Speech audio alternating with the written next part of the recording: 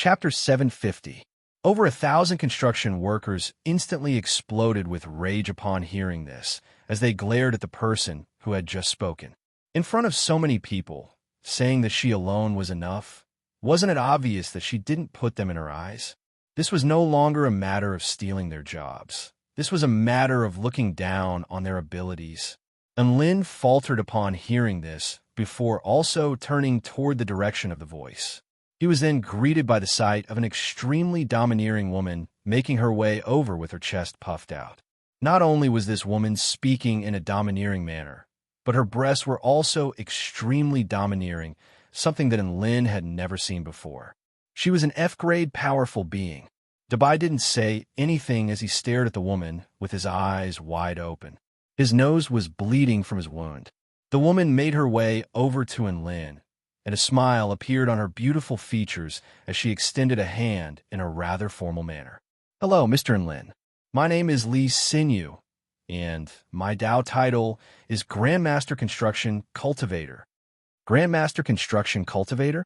This Dao title was also very domineering, and Lin shook the woman's hand before accidentally catching sight of her chest, which was concealed by a short V-neck red dress, and he also began to shake it.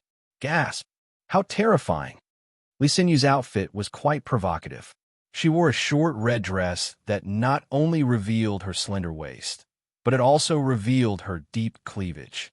Below her waist was a short red dress, revealing a pair of long and slender legs that were extremely alluring. If it weren't for the fact that Lin had reached the initial success stage of the divine body, he would most likely also have a nosebleed like Dabai. "Hello, Grandmaster Construction Cultivator. May I ask what you are capable of? Why do you say that you alone are enough to construct this sect?" And Lin asked. He always had a bit more patience when it came to beautiful women. "Because of my title as the Grandmaster Construction Cultivator." Li Xinyu stared at Lin with a surprised expression, as if she was wondering why Lin would ask such a question. And Lin wore a confused expression. However, all of the cultivators behind Li Xinyu felt as if they had been struck by lightning upon hearing the title of the Grandmaster Construction Cultivator, and they were rooted to the spot in astonishment. An even more fervent uproar then erupted. "Grandmaster Construction Cultivator. That woman is the Grandmaster Construction Cultivator. My God, I'm so lucky to see such a legendary figure. She's here? Doesn't that mean Holy Lord Tian is also here? The 4-9 Immortal sect sure has a lot of face. Even a Grandmaster Construction Cultivator is willing to build a house for them. One has to realize that she doesn't even give face to the 4 great sects. Since she's here, let's go. There's no suspense in choosing this candidate. I'm not leaving. I still want to admire the heroic bearing of the Grandmaster Construction Cultivator." "Me too. Being able to witness the Grandmaster Construction Cultivator and Holy Lord Tian while building a house with my own eyes is the most meaningful part of this trip." Over 1,000 cultivators were excited and restless. Their social circle was actually very small, and it was exactly because of this that almost everyone knew about the Grandmaster Construction Cultivator. To them, Li Xinyu was like a god, and Lin wasn't deaf, so he naturally heard everyone's conversation. Ouch! As it turned out, he had managed to ride on someone's coattails. The smile on his face softened a little. "Fellow Taoist master, come, let's go over there and talk. Dabai, go entertain the other cultivators." And Lin instructed. Dabai shook his head vigorously. "No, big brotherin, I want to go with you, woof." It waddled along beside Lin, but its big, round eyes were constantly looking at Lin Xinyu. Before he knew it, his nose was injured again. All of the cultivators were a little dumbstruck, and Lin wanted to send a dog to entertain them. That wasn't a big deal, but the dog actually refused. All of the cultivators followed along with curious expressions. "By the way, Mr. Lin, I need some peace and quiet when I'm unleashing my spell techniques," Li Xinyu said. And Lin could read between the lines. "Yinlu, go entertain them." Su Qinyun nodded and distributed 100 spirit stones to each of the 1,000 cultivators for them to rest elsewhere. However, all of the cultivators didn't leave. Instead, they were still looking at Lin and Li Xinyu with curiosity in their eyes. "I'll go entertain them." Bai Ling, made her way toward the group of cultivators. Boom! The terrifying might of a return to void final stage cultivator erupted forth, and all of the cultivators felt their legs give out from under them as they struggled to breathe. I'll give you 1 minute to disappear from my sight. Otherwise, don't blame me for killing all of you. Bai Ling's voice was like a clap of thunder, and all of the cultivators immediately fled for their lives. And Lin, Su Qinyun's beautiful eyes widened with astonishment. Her impression of Big Sister Bai had been refreshed once again. So this was what Bai Ling was referring to when she said entertain them? Bai Ling's method was very much to her liking, and her eyes lit up as she looked at Bai Ling. Lin and Li Xinyu arrived at the location where the phoenix egg had been placed. Li Xinyu cut straight to the chase. I'm sure you've heard a lot about me, so let's cut to the chase. This woman was still as domineering and confident as ever. And Lin chimed in. That's right, I've heard a lot about you, Ms. Grandmaster Construction Cultivator. What conditions do you have? All right, then I'll get straight to the point. You said that your plan is to construct an immortal sect palace complex within a radius of 10 kilometers. There will be 1 main palace, 35 branch palaces, 10 main pavilions, 1,000 small residences, and 20 residences. On top of that, you also want stunning scenery, a sense of class, and a high-class atmosphere. I've combined all of your requirements and combined them with my own abilities to give you 3 prices to choose from. The first price is for me to do something casual. 3 million spirit stones, no bargaining. The palace will be roughly equivalent to a top-rate sect. It'll be grand and imposing, and it'll also have the ability to regulate vital energy and nurture spiritual energy. And Lin's face convulsed upon hearing this. Such bad *SS effects, and she had to add casual as a prefix? Was there any justice in this world? The second price is for me to do something casual. 30 million spirit stones, no bargaining. The palace will be roughly equivalent to a mini version of the 9 Imperials. Aside from being able to do something casual, it'll also be able to help you modify the energy of the veins of heaven and earth. There'll be a certain chance that it'll gather the vital energy of heaven and earth to create a new mystic realm. On top of that, the palace will be constructed using the essence of heaven and earth. The layout and structure will all be in line with the natural order of things, thereby improving the cultivator's enlightenment. The third price is for me to do something serious. 30 million spirit stones, no bargaining. The palace will be roughly equivalent to a mini version of one of the 4 supersections. Aside from being able to do something casual, it'll also be able to gather the essence of heaven and earth and gather the power of the galaxy within the sect. Not only will cultivation be much more efficient, but it'll also be able to provide an environment for nurturing all types of rare immortal spirits. As an exception, I'll be giving you 6 small mystic realms with special effects. And Lin was astonished. Not only were the prices astonishing, but the effects were even more so. He stared blankly at Li Xinyu for a long while before coming to his senses. You're telling the truth? You're that bad *SS. You can even create an environment comparable to one of the 4 super sects? Are you F*King defying the natural order? Li Xinyu's brows furrowed slightly, and she seemed to be a little angry. You can refuse my service, but you can't question my professionalism. You know about the Do Shui Palace, right? I do. I built it. You know about the Moon Palace on the moon, right? I do. I built it. Li Xinyu was just about to say something else, but Lin cut her off. He was afraid that his heart wouldn't be able to handle it. All right. You've really impressed me, Ms. Grandmaster Construction Cultivator. And Lin waved his hands in denial before asking hesitantly, You're so impressive, but can't you come up with a better name for the service? What do you mean by casual, normal, serious? It'll make the customer feel uneasy. Also, if the customer doesn't have any money and chooses a casual service, it'll hurt the customer's feelings. Why don't you change it to a platinum service, a diamond service, or a monarch service? Wouldn't that be a lot better? I don't lie, and I like to be honest. That's how I really work. If I say I'm going to do a casual service, then I'm really going to do a casual service. I'm a person of integrity. Li Xinyu chuckled. clearly not taking in Lin's suggestion to heart. Integrity my F asterisk king asterisk SS. Do you really think you're going to do a casual service? Do you have some kind of misunderstanding about the word integrity? And Lin felt as if his heart had been stabbed by a sword, and he really wanted to retort loudly. Then how much does a celestial court service cost? And Lin asked. Li Xinyu glanced at Lin. It's not that I'm looking down on you, but you can't afford that price. You should think about the 3 prices I mentioned to you. And Lin scratched his head in confusion. A faint smile appeared on Li Xinyu's face as she looked at this young sect leader. Have you thought about it? Which one do you want? Don't worry. Regardless of whether it's a casual service or a serious service, I guarantee that you'll be satisfied with my service. I'm the best in the kingdom of the 9 states. Then just do a casual service, and Lin replied in a low voice. Li Xinyu.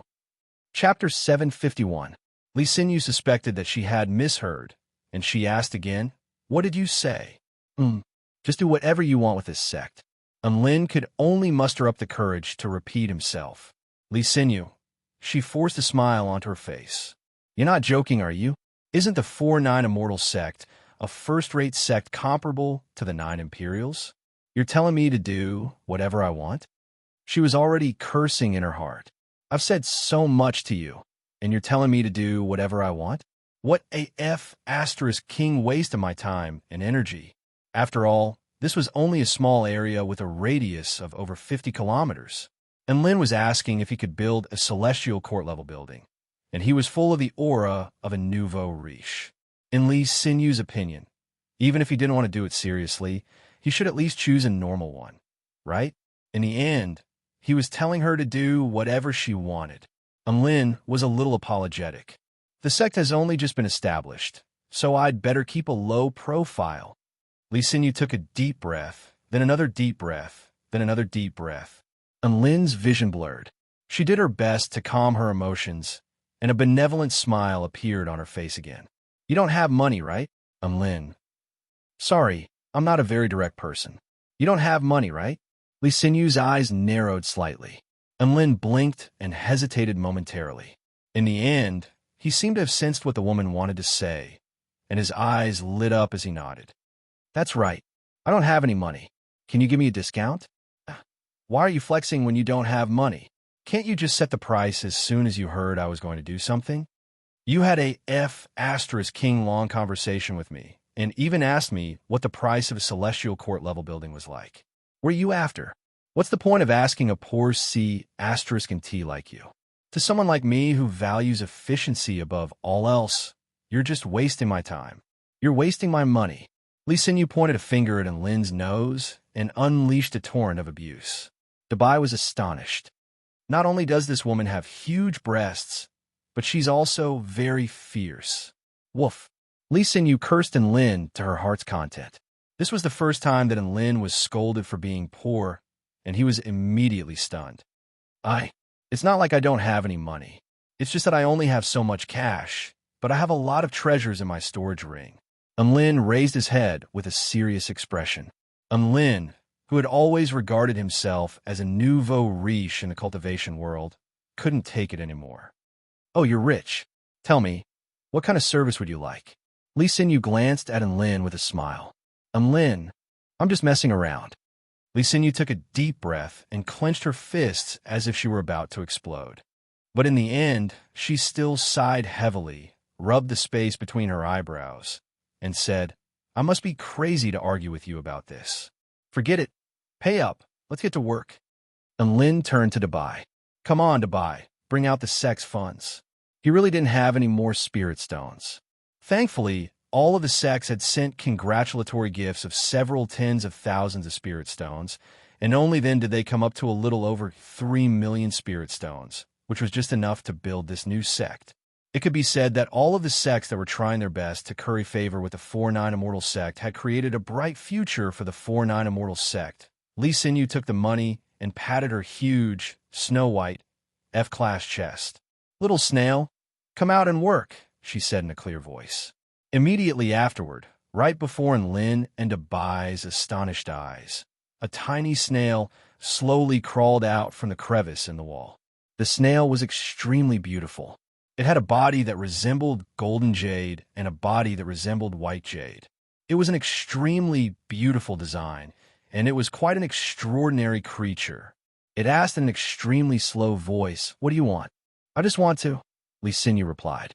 And Lin stared blankly at the snail, crawling on Li Sinyu's chest, and he wanted nothing more than to take her place. Dabai was also extremely envious, and he suddenly transformed into a miniature puppy before running around Li Sinyu with an adorable expression. Big sister construction cultivator. Do you want a pet? The type that you can sleep on. Woof. And Li Sinyu couldn't even be bothered to respond to Dabai. She merely looked at the little snail on her chest with a smile. The little snail shot a glance at Enlin and Dabai, and the tiny eye on its antennae glanced at them from the corner of its eye. It was clearly very small, but they could sense a sense of disdain and condescension from its gaze. This little snail had a very powerful aura. And Lin suddenly recalled that the group of construction cultivators had mentioned Holy Lord Tian when they were discussing the Grandmaster Construction Cultivator. Could this snail be Holy Lord Tianwa? Sigh, Grandmaster Construction Cultivator, you have to be more accurate in your judgment of people in the future. Don't always take on projects that you can't afford. I'm very tired. Also, the profit margin of this business is very low. The little snail grumbled in a resigned manner. Li Sinyu immediately put on a bold front and stuck out her tongue with a slightly embarrassed expression. I was wrong. I thought this sect was so powerful, but I didn't think it would be such a poor organization. I've already spoken, so I can't just let them off the hook. And Lin's heart convulsed upon hearing this. What the F***CK? Can't you at least consider the feelings of the bystanders? Aren't you embarrassed to criticize your owners so openly? All right, let's begin. You do the spatial simulation, and I'll do the void creation. The little snail jumped down from Li Sinyu's chest. Boom! The ground tremored violently. When everyone looked up again, the little snail had already transformed into a gigantic snail that was over 1,000 feet tall. Gasp! What a dazzling light! And Lin exclaimed. The gigantic snail's shell shimmered with golden light under the sunlight, as if it were going to blind everyone. Its skin was as translucent as white jade, and its pair of antennae pointed toward the sky. Its eyes looked down upon all living beings, as if it were a primordial beast looking down upon ants. An invisible sense of majesty welled up in everyone's hearts. The little snail's aura was already very powerful, and now that it had grown larger, its aura was even more terrifying. This gigantic snail is not to be underestimated, Bai Ling exclaimed. Even I'm struck by a sense of fear when facing this gigantic snail. The Grandmaster Construction Cultivator was at the return to void final stage, which was equivalent to Bai Ling's cultivation base. However, Bai Ling was unable to ascertain the cultivation base of this gigantic snail, so it was very likely that it had already progressed to the mythological beast level. Bai Ling was a little perplexed. How the F***CK could a snail cultivate to the mythological beast level? If you were talking about the black tortoise or Bashya, which were highly intelligent crawling creatures that had inherited their bloodline power from ancient times, it would still be possible for them to become divine beasts. However, this was a F***king snail. She had never heard of a mythological beast-level snail. She had never even heard of an immortal beast or soul beast-level snail. There was something else that she couldn't understand. This was a Tao integration stage mythological beast, which was on par with mythological beasts like the true dragon and the phoenix, yet it was building houses for a living. Grandmaster Construction Cultivator, let's begin.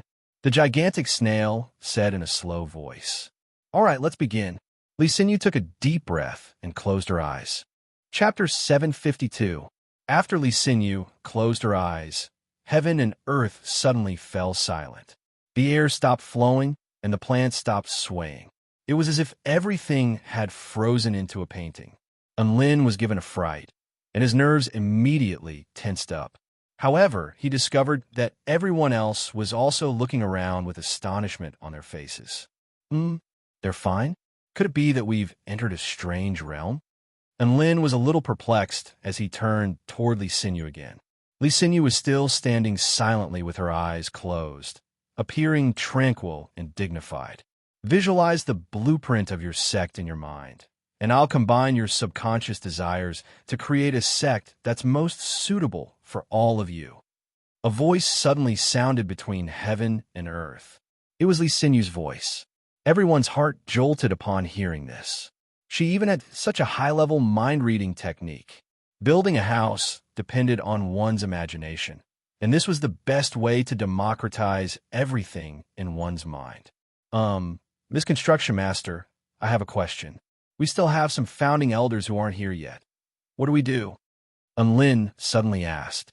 Xin Yuan Cheng, Su Xiaolan, Shui Zhantian, and the others weren't here yet, so how are they supposed to democratize everything? Those who aren't here, you can think for them. Li Xinyu snapped. I'm just messing around. Why do you have to ask so many questions? Lin, everyone, on Earth, no one would dare to live in their houses if they were in the business of messing around. However, in the Kingdom of the Nine States, messing around with Li Xinyu was something that countless people could only dream of. One had to realize that many sects wanted to invite Li Xinyu to mess around with them, but she might not even agree.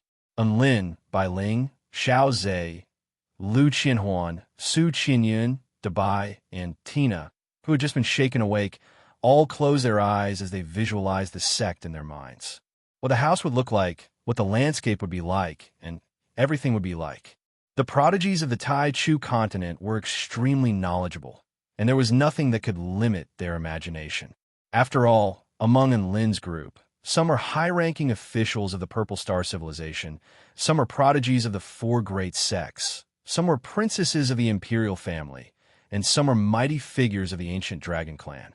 After a long while, Li Xinyu opened her eyes and drew a sharp intake of breath. She looked at Lin and the others in shock. Her voice trembled a little, and it was unknown whether it was from anger or shock. She said loudly, "You don't have money, but you're dreaming. No, it's actually so terrifying. Isn't poverty supposed to limit one's imagination? You spent 3 million spirit stones, and you imagined a sect that could *King fly out of the universe." Li Xinyu's breathing accelerated as a faint blush appeared on her face. She was truly enraged, and she pointed a finger at Bai Ling. You want a massive sky fortress? Do you know how much it costs to build a sky fortress? And you? Li Xinyu pointed at Dabai and roared. Myriad Beast Palace? If you really want to build something like that, you won't even have a radius of 50 kilometers. You too. Li Xinyu pointed at Su Qianyun and said, I know you've been to the Moon Palace, but you want a palace that's even more perfect than the Moon Palace. My God. And your imagination is so out of this world that even Grandmaster construction cultivators can't achieve. Be more realistic. Can't your imagination be more realistic? Your set costs 3 million spirit stones, not 30 billion. Li Xinyu was about to roar with rage at the end of her sentence. She really had enough of these weirdos. They wanted to build a house that was so extravagant that she didn't even dare to imagine it with the money of a poor family. How dare they? Do it again. Li Xinyu snapped. Everyone was a little embarrassed by Li Xinyu's words. They closed their eyes again and repressed their imaginations before starting over again. They were a lot more realistic this time. When Li Xinyu opened her eyes again, her expression had returned to normal. Heaven and earth suddenly returned to normal. A light breeze blew past, carrying with it the fragrant aroma of green grass and spirit plants. Heavenly glacial ice crystals, 3 tons. Her storage ring flashed, and ice crystals emanating a frosty aura appeared in midair. She then waved a hand through the air, and the heavenly glacial ice crystals flew toward the large snail. The large snail opened its mouth, and a spatial vortex appeared within it before absorbing the 3 tons of heavenly glacial ice crystals. White jade, 10 tons. Great white mud, 1,000 tons. Gold, 50 tons. Dark demon iron, 200 tons. 5-color glass, 300 kilograms. Red rain stone, 100 tons. Seeds, living beings, spirit life, fluid, Countless symbols flashed in Lee Sinyu's eyes, as if she were performing high-speed calculations. Many common or peculiar materials flashed out from her storage ring before flying toward the large snail's vortex mouth. TSK, TSK, TSK. 3 million spirit stones? Just those materials alone are worth it. And Lin was a little astonished. I've heard my father mention a Grandmaster Construction Cultivator before, Lu Qianhuan said in a quiet voice. She and Holy Lord Tian were the undisputed #1 architects of the Kingdom of the Nine States. Even in the entire continent, they're among the most elite. Apparently, she has a dozen or so small worlds from which she can obtain materials from, which is why her construction is so cheap. I've also heard that she already has 5 large spirit stone mines, 3 renowned cultivation mystic realms, and a few dozen useful small mystic realms. In any case, she's the undisputed super landlord of the cultivation world. Gasp! And Lin was once again stunned by Lee Sinyu's monstrous wealth. No wonder Lee Sinyu always called him a poor C***T. She really did have the right to insult him. Before they knew it, the large snail had swallowed all of the materials into its stomach. Everyone turned to look at the large snail. In all honesty, they still didn't know how Lee Sinyu and Holy Lord Tian had constructed the buildings, so they were extremely curious. I'll transmit the final image to you. Lee Sinyu stepped forward and made her way toward the large snail before slapping her palm toward its head. A faint blush appeared on the large snail's face. Some images are really exciting. It murmured to itself for a moment before its massive body began to tremble violently. Lee Sinyu's eyes flashed as she abruptly stomped a foot into the air. Infinite Universe, Spirit Dream Bridge. Boundless golden light erupted from the large snail's golden body as spatial power encompassed an area with a radius of over 50 kilometers. 2 realms substitution, heaven and earth condensation. Boom! Boundless power flung everyone into the air. Immediately afterward, the large snail let loose a series of elated cries. Oh, a series of buildings rose from the ground. All types of plants began to grow, and all types of plants began to grow on the ground. Water mist began to condense. An inland lake as beautiful as a mirror began to appear. And Lin was astonished once again. There's no need to build a building over time. Rumble. Earth tremored violently, and a mountain over 10,000 feet tall rose from the ground. The trees on the mountain were lush, and spring water was bubbling. White mist lingered in the air, and white cranes flew in unison, bringing with them bursts of vitality. And Lin, all right, the buildings and the landscape were all completed in an instant. This was perhaps the most impressive thing about a construction mighty figure. Just feed it some materials, then transmit an image of a building to it, and it would spit out a building. Oh, not only that, but it could even spit out an entire mountain. Chapter 753. The Grandmaster Construction Cultivator and Holy Lord Tian were still working on their divine techniques. Lee Sinyu was responsible for the calculations and virtual construction, while the huge snail was responsible for materializing the materials. A series of lavish buildings rose up from the ground within a radius of over 50 kilometers. Beautiful mountains and rivers began to appear, and all living things began to grow. The quaint, yet grand, 9-story main palace glowed under the sun. Beside the bright moon lake, the beautiful moon pavilion stood quietly. A tall building rose up from the grasslands. This was Bai Ling's Purple Star Pavilion. Aside from that, the Dragon Valley, the Fairy Forest, the Forest of 10,000 Swords. One area after another began to appear. Everyone's eyes were about to pop out of their sockets. They had initially thought that Lee Sinyu was a bit of a snob with her bad temper and high prices. Now that he looked at it, the level of elegance of the other party's casual work was F***king, toppling his worldview, as expected of the #1 architect of the Kingdom of the Nine States. Those 3 million spirit stones were absolutely worth it. And Lin sighed with emotion. Everyone nodded silently upon hearing this, clearly in agreement with Lin. They couldn't help but begin to fantasize. 3 million spirit stones was already so amazing. Then what would it be like to do it with 30 million spirit stones and 300 million spirit stones seriously?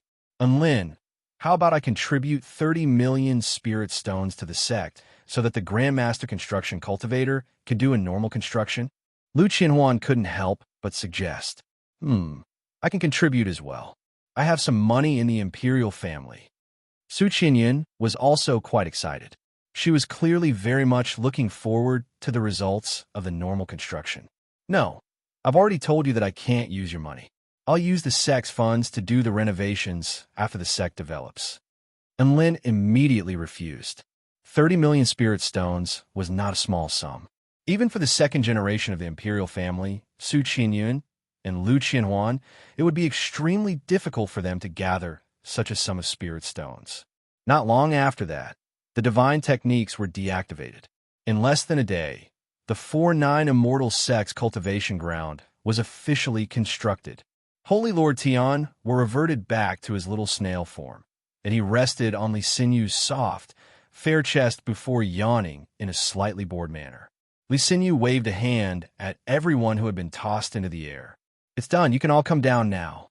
And Lin and the others flew towards the woman and kept praising her and the snail's construction skills. The little snail was a little proud of the praise, and the 2 antennae on its head swayed freely.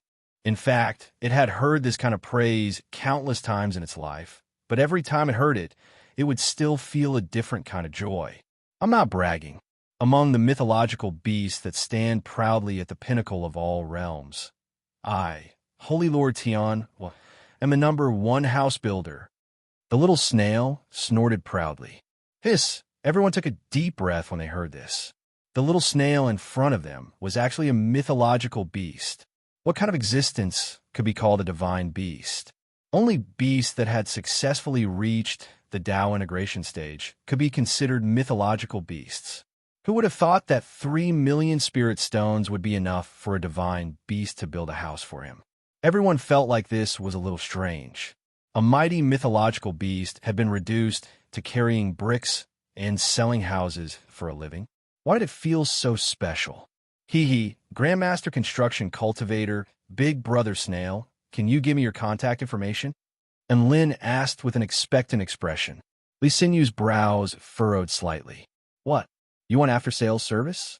My business doesn't provide after-sales service, and I don't provide any warranty services. And Lin's lips twitched upon hearing this. Holy F***CK. She was probably the only construction company that could say something like this without any qualms. No, it's not what you think. I just want to give you my contact information. When I have money in the future, I can invite you to come to my sect again. And Lin tried his best to smile amicably. T.H. Li Sinyu crossed her arms and chuckled lightly. I'm not interested in poor people. There are countless people who want my contact information. I'm not interested either.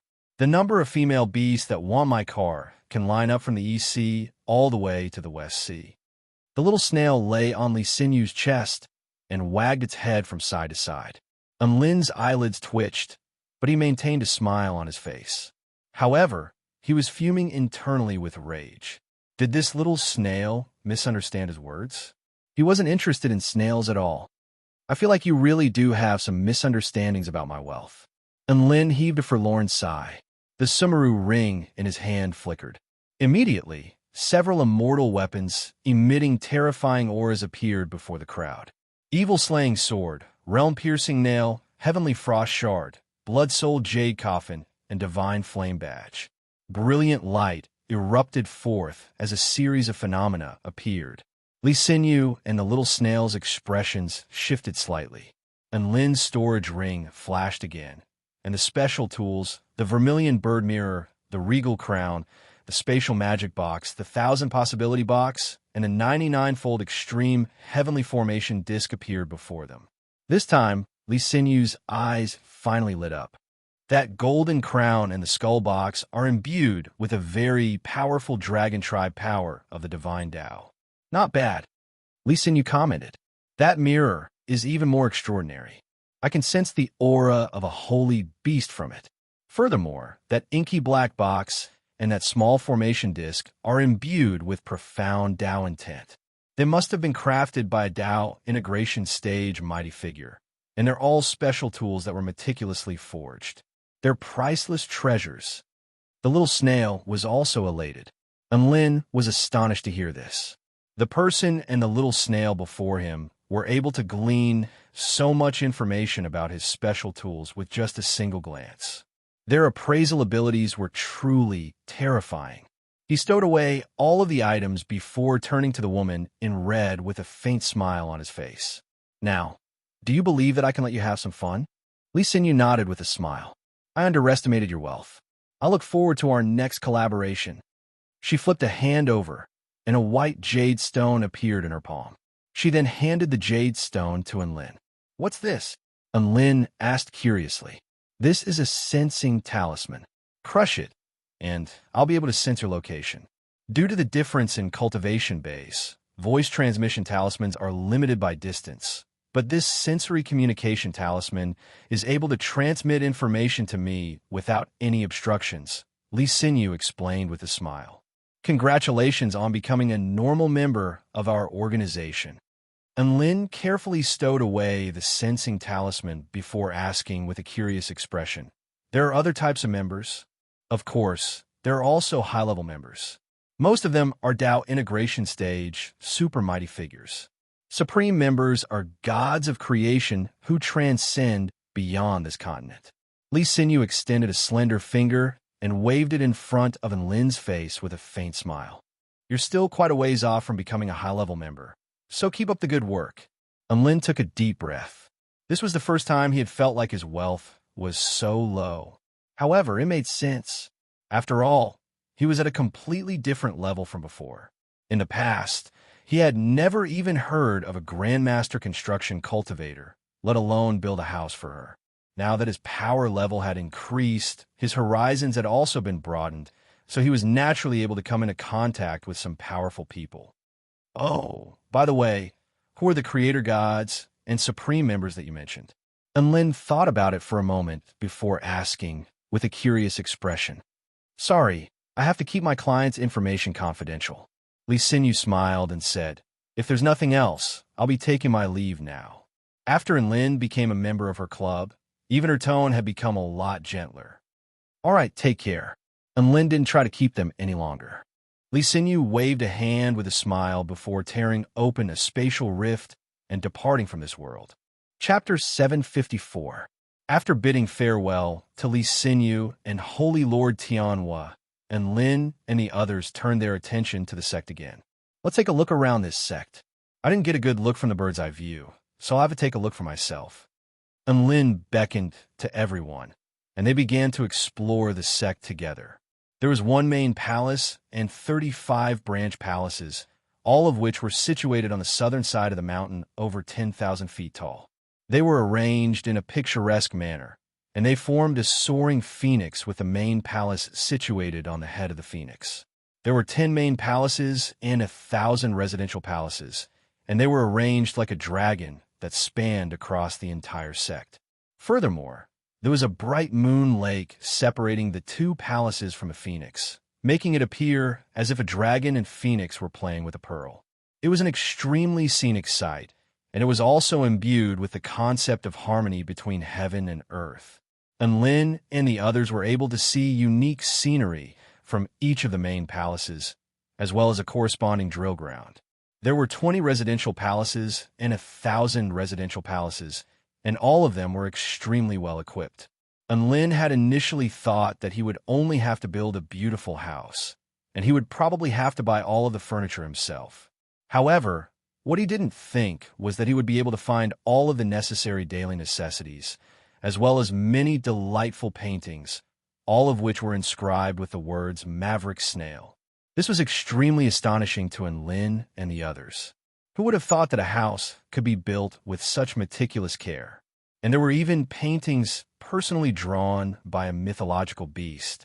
All of this had been completed in less than a day. Just the thought of this was quite terrifying. Everyone walked around the place, and they were all very satisfied to find that it really was as they had imagined. Even though she has a bad temper, she really is a good businessman. On Lin's side, Big Sister Celestial Maiden is very fierce, but she's also very bossy. I wonder when I'll be able to see her again. Woof. Dubai's expression was also quite forlorn, and his mind was filled with images of that sexy big sister. Let's work hard to earn more money. We'll summon her again when the sect has several tens of millions of spirit stones. And Lin encouraged, we've already completed the first step, so let's move on to the second step, which is to complete the sect protection formation. Sect protection formation? Everyone turned to look at Lin with astonishment etched on their faces. Classmate Lin, a sect protection formation requires a blueprint, energy, and materials. It would be best if a mighty figure personally set it up. Have you prepared all of these? Su Qianyun asked as she blinked her beautiful eyes. Hee, that doesn't matter because I have the array board. And Lin laughed. What was a formation plate? It was a person who had fused the supreme comprehension of a certain formation into an artifact. It could be said that a formation plate was a natural formation. If the array disk was placed in the core of the array formation, then it would be able to activate all of the array disk's power. It was equivalent to that person personally arranging the strongest array formation. The array disk you mentioned. Whose array disk is it? Su Qianyun tilted her head slightly and asked.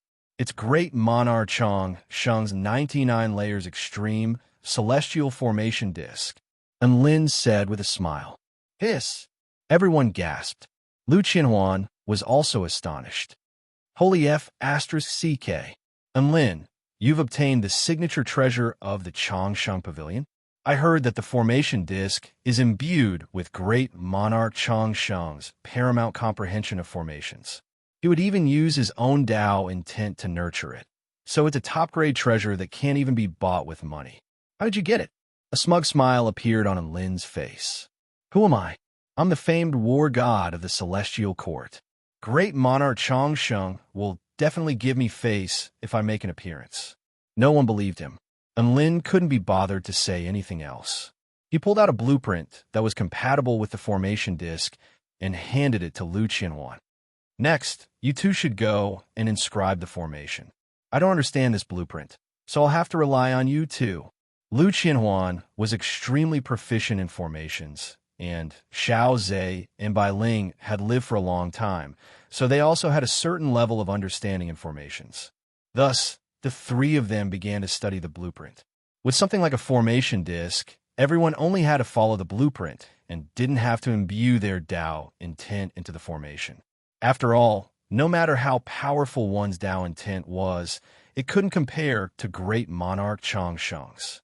All they had to do was activate the formation that Great Monarch Changsheng had spent a great deal of effort to refine. Tina, who had been woken up countless times, fell asleep again. And Lin, Su Qianyun, and Dubai were extremely bored, and they sat down beside the bright moon lake to look at the swans frolicking around.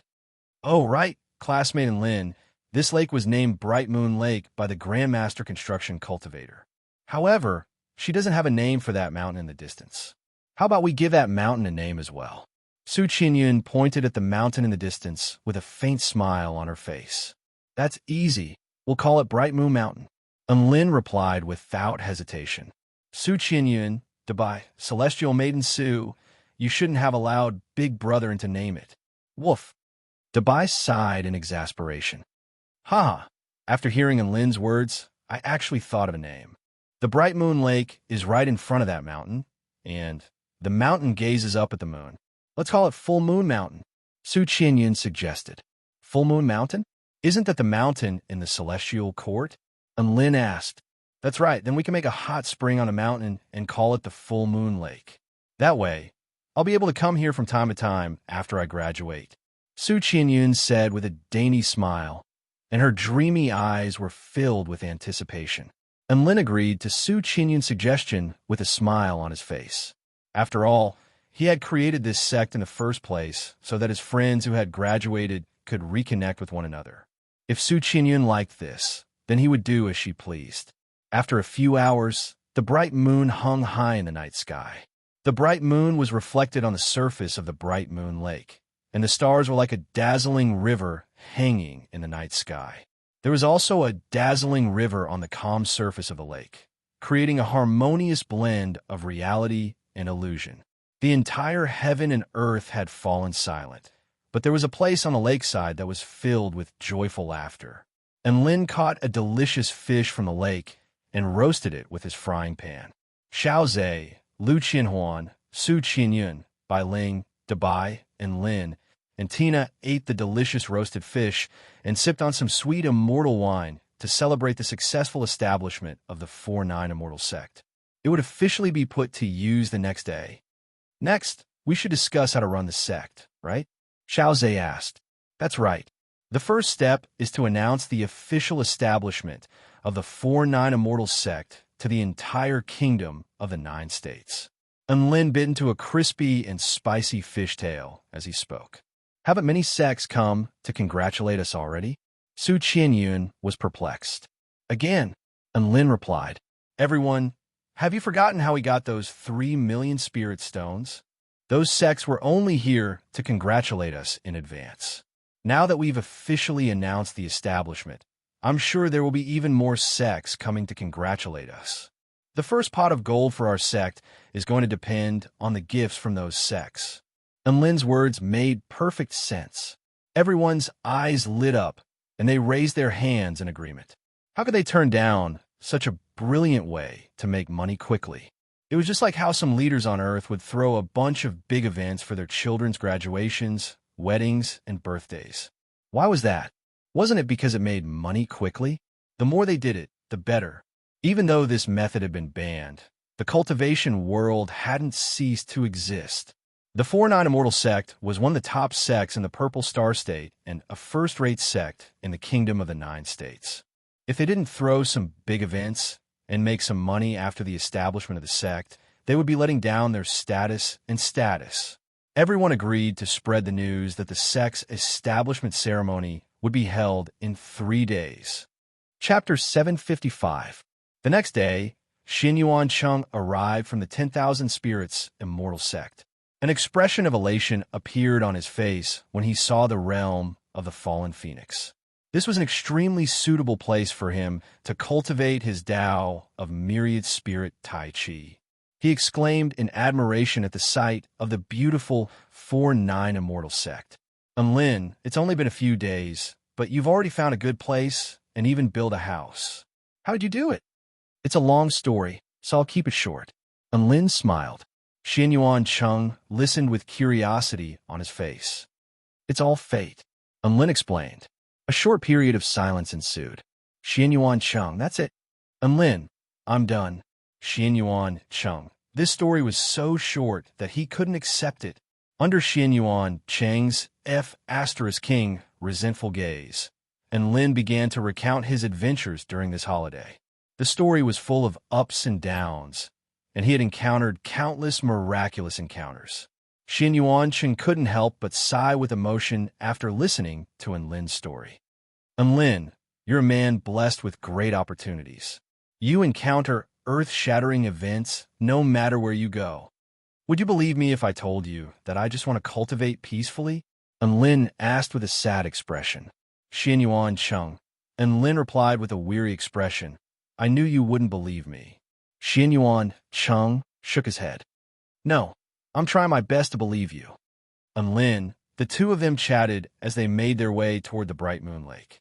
Bai Ling, Lu Qianhuan, and Xiao Zhe had already begun to set up spell formations around the entire sect according to the 99-fold extreme heavenly spell formation. Xin Yuan Cheng was also quite knowledgeable in the Tao of spell formations, so he also joined in on the construction of the spell formations. Su Qianyun returned to the Greenwood Imperial family to spread the news of the 4-9 Immortal sect's grand ceremony throughout the kingdom of the 9 states. Thus, Lin and Dabai began to slack off again. The two of them sat on a rock beside the bright moon lake and spaced out.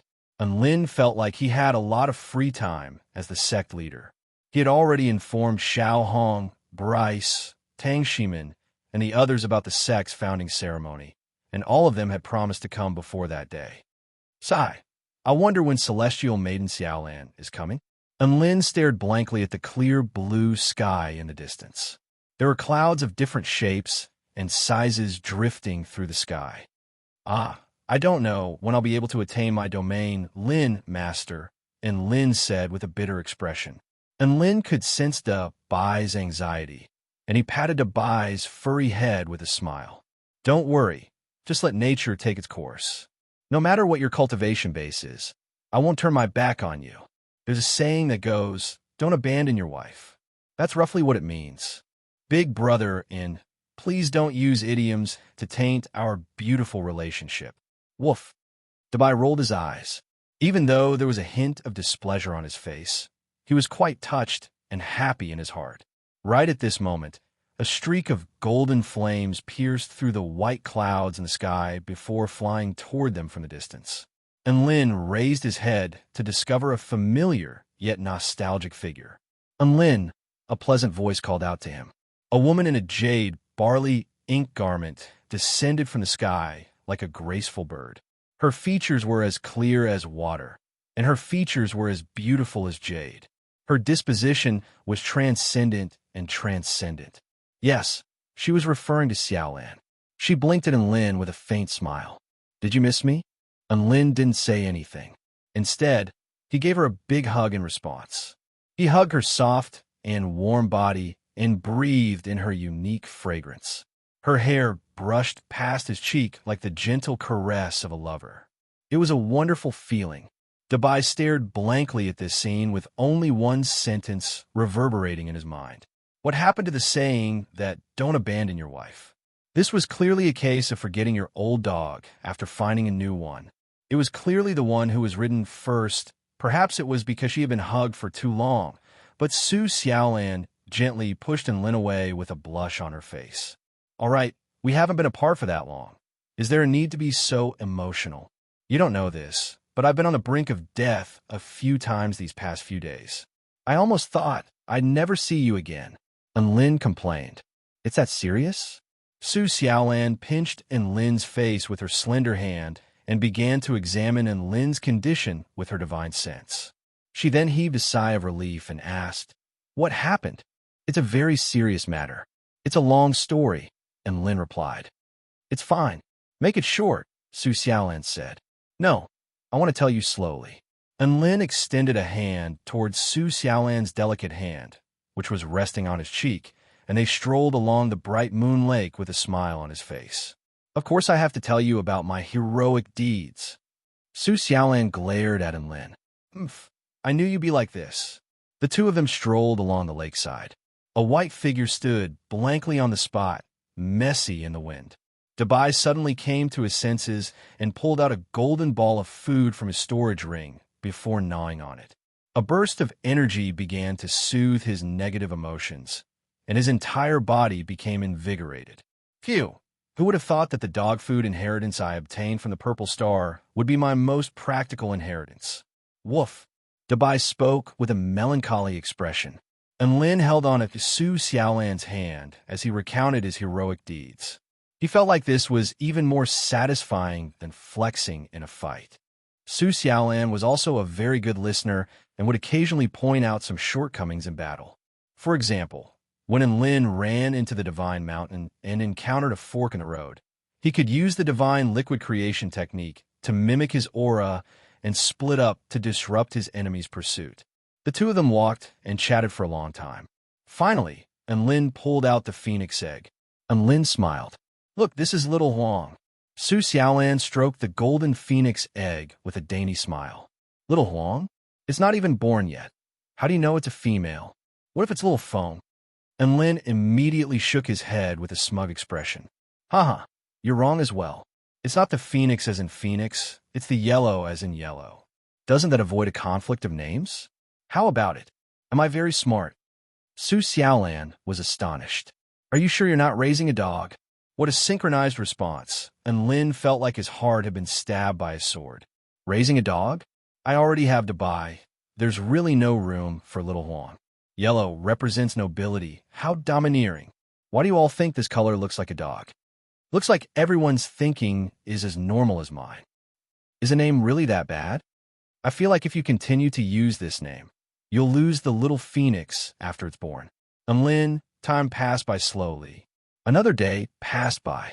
Little Lang, Bryce, Tang Shimin, Xiao Hong, Xiao Cho, Little Tian, Yao Mingxi, Yao Xiao, Xanju, Zhao Huayin, Lu Debao, Hu Guan, Sun Shengyan, Luo, Zipping, Miao Tian, and Zhong Yongyan all arrived at the new sect. The sect's founding ceremony had finally begun. Chapter 756. Purple Star State, Land of the Fallen Phoenix. What was once 1,000 miles of scorched earth had now become a boundless grassland. Grandma, hurry up, don't be late. A little girl in plain clothes with a clean face and a pair of bright and spirited eyes was skipping ahead of them, looking at her grandmother behind her with a smile on her face. Io, I'm getting old. My body can't take it anymore. It's fine if you don't show some concern, but you still have to urge me. An old woman walked forward unhurriedly. She raised her head to look at the end of the grassland, and a faintly discernible immortal space and pavilion could be faintly seen, as if it was a mirage. Humph, those carriages didn't dare to continue halfway. I really shouldn't have given them money. If it weren't for that ox-nosed Taoist priest's ability, I wouldn't believe there would be any so-called immortal fate there. That's a place where the heavenly beings reside. How could they possibly take a fancy to us mortals? The old woman continued to grumble. Hee, how do you know if you don't try? The little girl said with a charming smile, without a trace of self-awareness. She looked at the magnificent palace in the distance with a face full of expectation. Her heart yearned for it, and she closed her eyes unconsciously.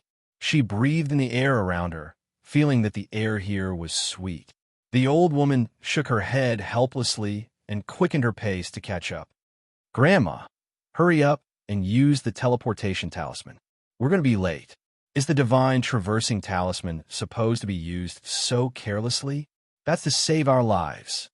But Taoist priest Nyonyo gave us 100. That's enough to save my life 100 times. I can't use it carelessly. If we miss out on the opportunity to become immortals, because we can't bear to use the divine Strider talisman, then we'll lose the big one for the small one. The little girl pouted and looked at the old grandma with dissatisfaction. The old woman chuckled. You're speaking as if you'll definitely obtain an immortal fate if you go there. Who gave you such confidence? Taoist priest Nyonyo gave it to me. The little girl raised her adorable little face and was very confident. The old woman rumbled. At this moment, the ground shook. Roar! A loud roar scared the little girl so much that her face turned pale. They saw 3 extremely huge tigers pulling a beautifully decorated carriage, whizzing past them, madly rushing towards the legendary sect. So powerful. After being given a fright, the little girl looked at the carriage in the distance and patted her chest. Looking at the palace in the distance, she became even more expectant. Rumble. A loud sound came from the sky. The little girl looked up at the sky, and her mouth opened wide. An incomparably huge flying ship, like a giant fish in the sky, broke through the clouds and flew into the distance. Its surface was overflowing with brilliant colors, and its brilliance dyed the sky with colors. One look, and anyone could tell that it was an extraordinary immortal item. Amazing. Are these immortals going to participate in the immortal sect's founding ceremony? The little girl exclaimed. Boom, boom, boom. A few more immortal boats appeared in the clouds and flew toward the legendary place. Every single immortal boat was like a primeval colossal beast, and they emitted a pressure that was difficult to endure. So. Countless rays of light tore through the air, drawing beautiful rainbows in the sky. These spirit-nurturing stage cultivators were like immortals in the sky, ethereal and graceful. Their destination was the center of the grassland. A flaming flying bull pulled the flying carriage and suddenly charged over the little girl and the old woman. The heat wave it set off even knocked the 2 people on the ground over. Grandma, are you all right? The little girl ran over to the old woman and helped her up. I'm fine. I have a constitution that can topple over easily. It's just a pity that the cow is too fast. Otherwise, we could have scammed a few spirit stones out of it, the old woman replied with a buoyant grin. The little girl, the 2 of them continued onward, and the grassland gradually became more and more lively. There were immortals flying in the sky, flying ships glowing with brilliant lights, and huge beasts running on the ground. There were countless of them. The little girl's initial shock had also been replaced by numbness. She looked up at the immortal sect in the distance and wiped the sweat from her delicate face. The confident expression on her face had disappeared, and it was replaced by an unconcealable sense of inferiority. All those flying in the sky and running on the ground were immortals, and they were mortals. At the 4-9 Immortal Sect's founding ceremony, this was a momentous occasion that shook the entire kingdom of the 9 states, and countless sects came to attend. The realm of the fallen phoenix of the Purple Star State was truly being visited by countless immortals. And Lin stood on the rostrum of the 4-9 Immortal Sect's largest Dao Plaza, and he couldn't help but feel like this was quite a spectacular sight to behold. One immortal ship after another descended from the sky, and one powerful huge beast after another squeezed together due to the lack of space. Look at that black and white bear. It was about to be squashed to death by the mountainous white and brown bears. The 4-9 Immortal Sect didn't have any underlings at the moment, so Dabai, Xiao Chou, Yao Mingxi, Yao Xiao Huguan, Tang Shimin, and the others were temporarily responsible for receiving guests. There wasn't much to receive anyway, so all they had to do was accept gifts and record the sects that had come to congratulate them. The representatives from the Greenwood Imperial family were Su Wenjun, Su Xian, and Donghua. Aside from that, all of the first-rate sects in the Purple Star State with return to Void Stage mighty figures among their ranks sent representatives with gifts, and most of them were sect leaders. There was no helping it. A colossus had suddenly appeared in the Purple Star State, so they had to give it some face.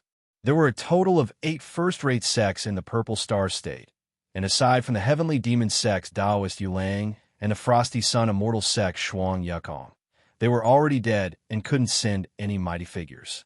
Celestial Maiden Fei Ying, Duan Hunzi, Bai Pengzi, and the others had all come in person.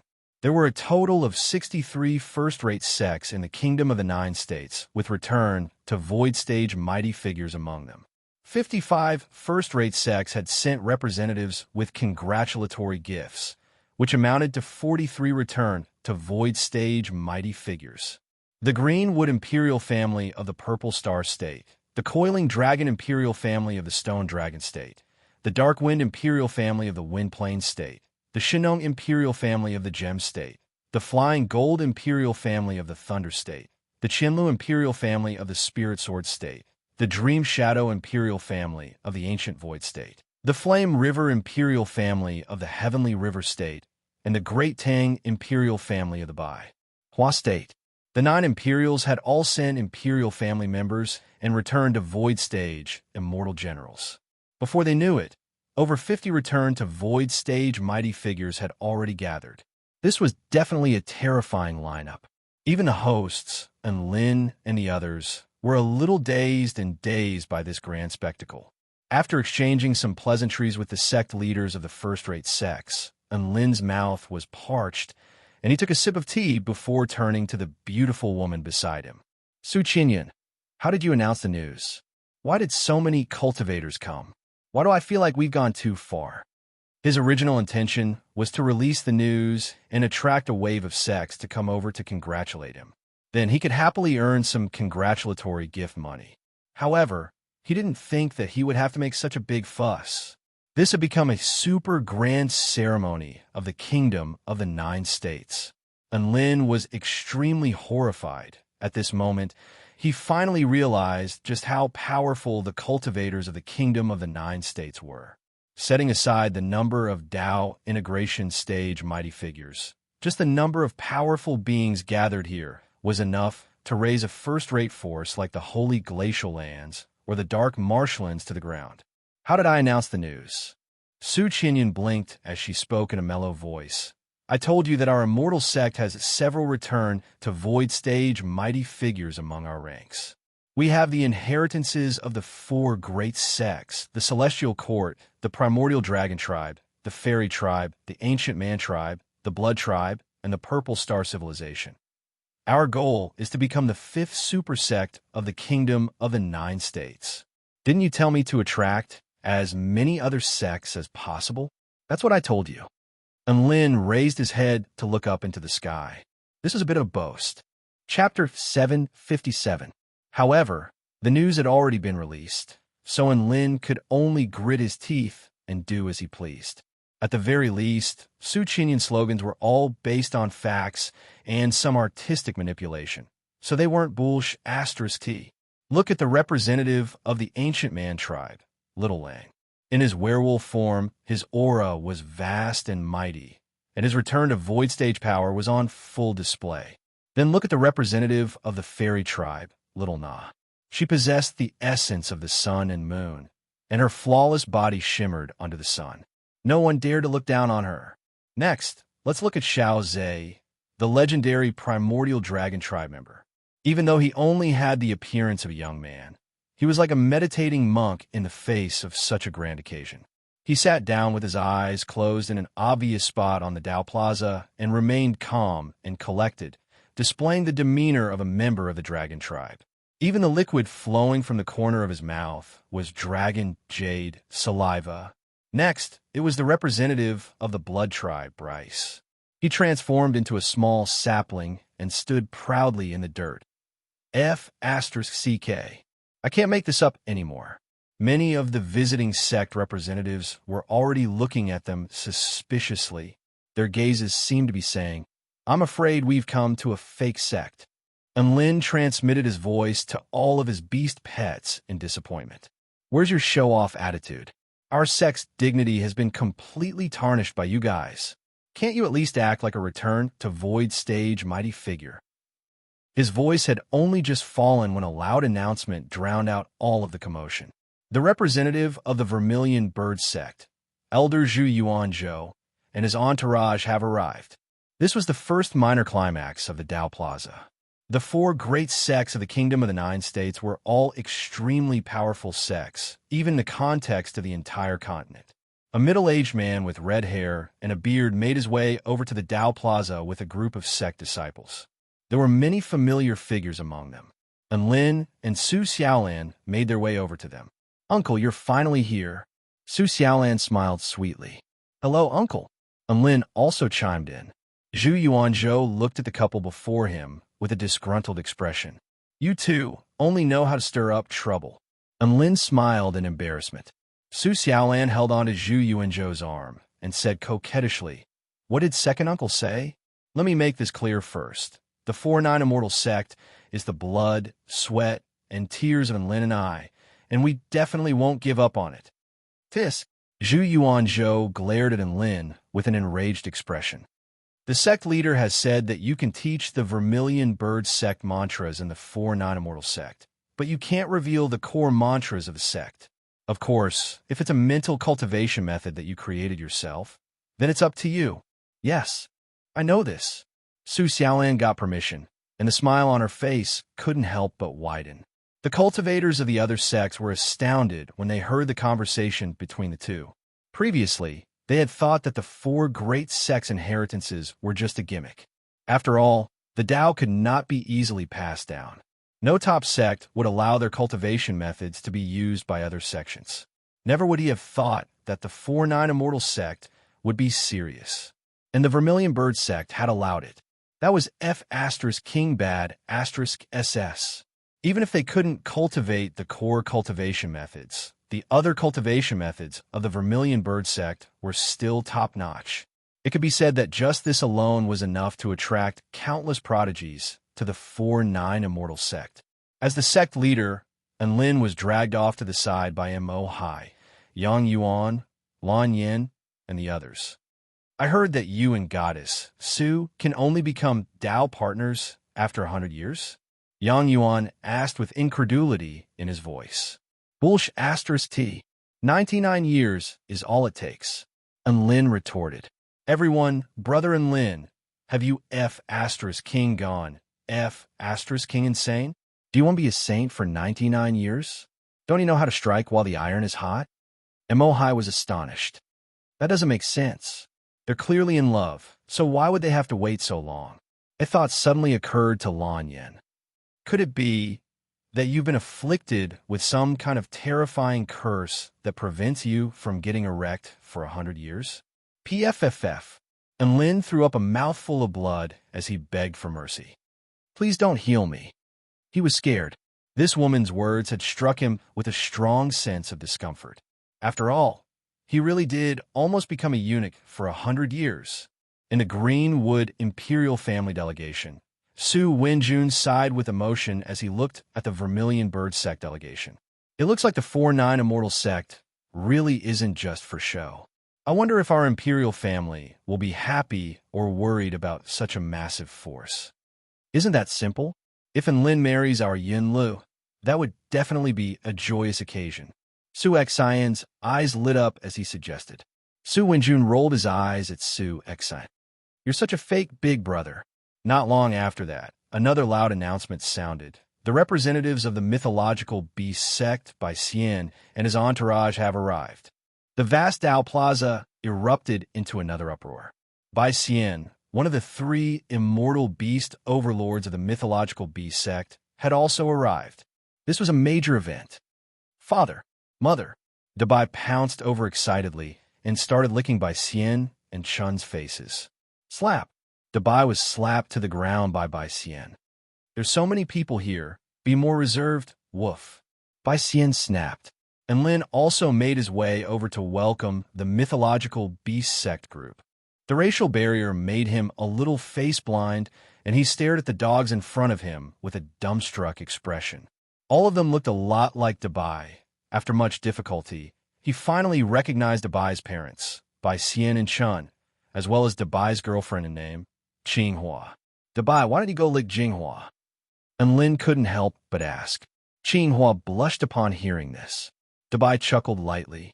You want to trick me into going to Jinghua? No way. Slap. Dabai was slapped to the ground by Bai Xian again. If you're a male dog, then you should face reality. Marry a female dog and live a good life. Don't dream about all these unrealistic fantasies. Bai Xian advised with the tone of an experienced person. He then turned to Enlin with a solemn expression. Mr. Enlin, thank you for taking care of me all these years. My child has improved a lot. Furthermore, Dabai can teach the mythological B-sex cultivation methods as the Pavilion Lord. He can teach them however he wants. In any case, he hasn't mastered the core cultivation methods yet, so it's up to him if he can teach any prodigies. Enlin, Father Wolf, Dabai was filled with grief and indignation. Should I say, as expected of my biological father. Bai Xian's declaration created another stir on the Dao Plaza. It was quite clear that the mythological beast sect had also allowed their cultivation methods to be taught at the 4-9 Immortal sect. The status of the 4-9 Immortal sect was elevated once again in the hearts of all the sect representatives. However, this was not the end. Soon, the representatives of the 10,000 Spirits Immortal sect also arrived. They were led by the peak lord of the Earth Spirit Peak, Bugudan. He was a dark-skinned, middle-aged man, and Enlin had an impression of him. He had also participated in the battle against the Snow Maidens, and he was extremely powerful. Bugudan also conveyed the instructions of sect leader Xianyuan Luan that Xianyuan Cheng could teach the 10,000 Spirits cultivation method as he saw fit. This restriction was a sign of Xianyuan Cheng's great trust. It meant that he was free to teach the 10,000 Spirits cultivation method as he pleased. This was definitely his biological father. All of the sect representatives were envious upon seeing this. Some of the cultivators were even contemplating whether they could leave their original sects and join the 4-9 Immortal sect. Hey, have you guys realized that some of the Pavilion Lords of the 4-9 Immortal sect are extremely F***ing important members of the 4 great sects? Are there some shady deals going on here? What a terrifying network of connections. Say, the other 3 sects of the 4 great sects are here. Do you think the Heaven Sword sect is also related? Gasp. The 4 great sects are all here? Could it be that the hype is all true? However, just as all of the sect representatives were discussing spiritedly, an announcement sounded. Sect leader Lu Mingxian of the Heavenly Sword sect and his delegation have arrived. The announcement had only just fallen, and the entire venue was in an uproar. Chapter 758.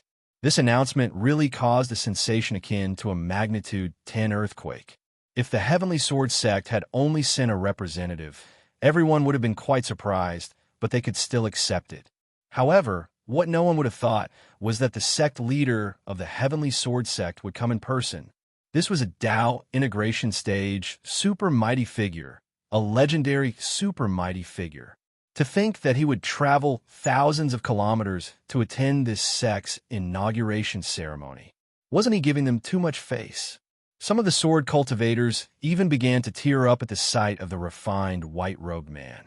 To sword users, Lu Mingxian was a god, and a cultivation base that they pursued their entire lives. This was for no other reason than the fact that Lu Mingxian was the #1 sword user in the world. This was not a title given to him by the Kingdom of the Nine States. Instead, it was a title that was publicly acknowledged by the entire Tai Chu continent as a peerless sword immortal who had transcended beyond this world. After a brief moment of absent-mindedness, Lin still made his way over to welcome this super supreme member out of the responsibility of being the sect leader. You're the sect leader of the 4-9 Immortal sect, and Lin? Lu Mingxian wore a smile on his face, and he didn't put on any airs. That's right. Welcome, sect leader Lu Mingxian. Your presence truly brings light to our sect. And Lin also smiled. He had a good impression of this warm middle-aged man. Lu Mingxian nodded with approval. You really are a young hero. You're the most dazzling among the younger generation of cultivators. By the way, where is my daughter? Before Lin had a chance to react, the sound of light footsteps sounded from behind him. Father, why are you here? Lu Qianhuan's voice was completely devoid of its usual playfulness. Instead, it was as cold as a snow lotus on an icy mountain. A warm smile appeared on Lu Mingxuan's face. Huan, I'm here to see you. You haven't even come back to the sect after graduation, so I came to see how you're doing. If you're trying to persuade me to go back, then forget about it. I've already decided to stay at the 4-9 Immortal sect, Lu Qianhuan said with a hint of determination in her eyes. If you stay here without a master to guide you, your talent in swordsmanship will be buried. If you return to the sect, I can guarantee that you'll be the first sword immortal to reach the return to void stage in the Kingdom of the Nine States. And you might even surpass me in the future. Lu Mingxian finally revealed his intentions. If you want the 4-9 Immortal sect to continue to develop, I can arrange for a return to void stage sword immortal from the Heavenly Sword sect to reside here as the Sword Pavilion Lord. Until now, you still don't know what I want? Lu Qianhuan raised her head, and her bright purple eyes dimmed slightly. There was also a hint of pain in her eyes. Since Huan likes to stay here, just let her be. We should respect her decision. A beautiful woman dressed in palace attire beside Lu Mingxian said. Lu Qianhuan glared at the beautiful woman in the palatial dress. Jushan, I'm talking to my father. It's not your place to interrupt. And Lin was surprised. This was the first time he had seen such a hot-tempered Lu Qianhuan. Huan, don't go overboard. Lu Mingxian scolded. Mingxian, don't blame her, it's all my fault. Jushan tugged on Lu Mingxuan's sleeve with an aggrieved expression. If there's nothing else, I'll be going now, Lu Qianhuan said expressionlessly. She really did turn around to leave. However, she was forcibly held back by Lu Mingxian at this moment. Huan, I'm doing this for your own good. I think you need to calm down before we talk. Lu Mingxuan's brows were tightly furrowed, but his voice was extremely solemn. At this moment, at the gate of the 4-9 Immortal sect, Tang Shimin was standing at the gate, acting as a gate guard. One sect representative after another flew toward him to examine their invitations. Only with his approval could they enter the 4-9 Immortal sect's territory and participate in the 4-9 Immortal sect's grand opening ceremony. There was no helping it. The 4-9 Immortal sect's territory was only so big, and if all sorts of people were allowed in, the situation would become extremely chaotic. Hence, Lin had set up a barrier.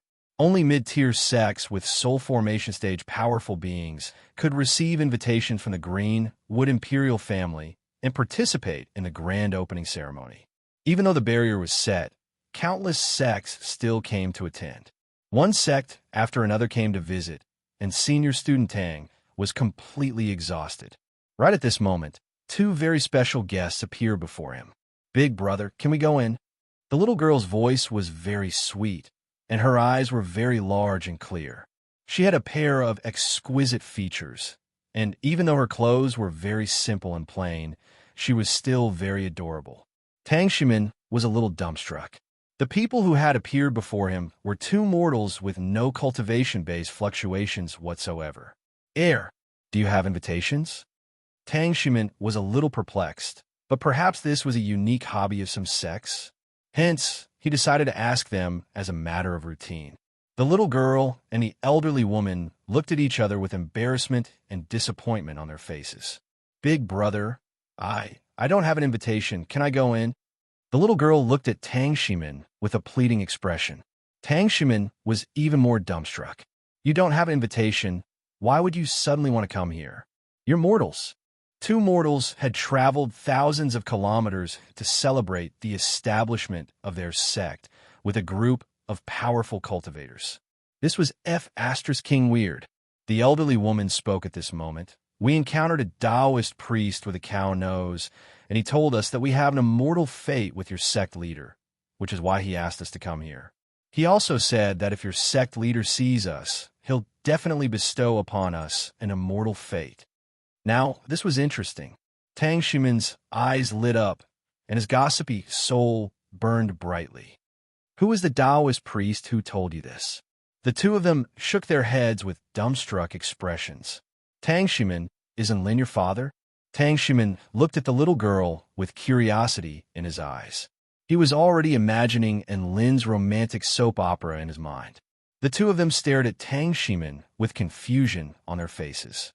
The little girl then came to her senses and exclaimed excitedly, "So the sect leader's name isn't Lin?"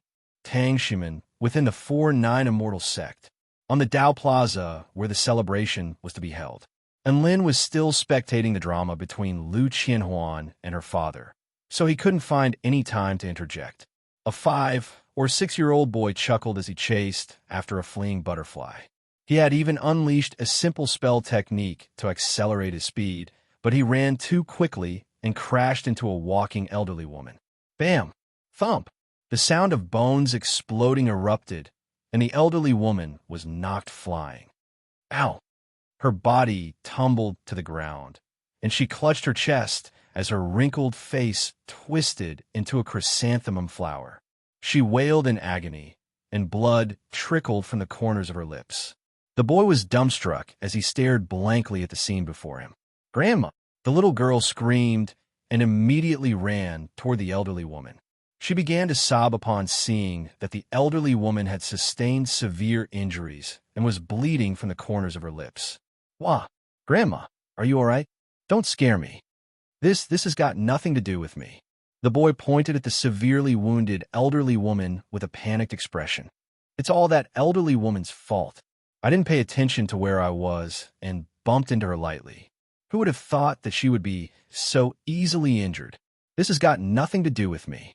The little girl rushed toward the boy with a hysterical expression. "My grandma is dying. Save my grandma." The boy was given a massive fright, and he abruptly shoved the little girl away. The little girl's body was knocked flying, and her petite body tumbled to the ground, leaving a few bloody gashes on her body. "So weak?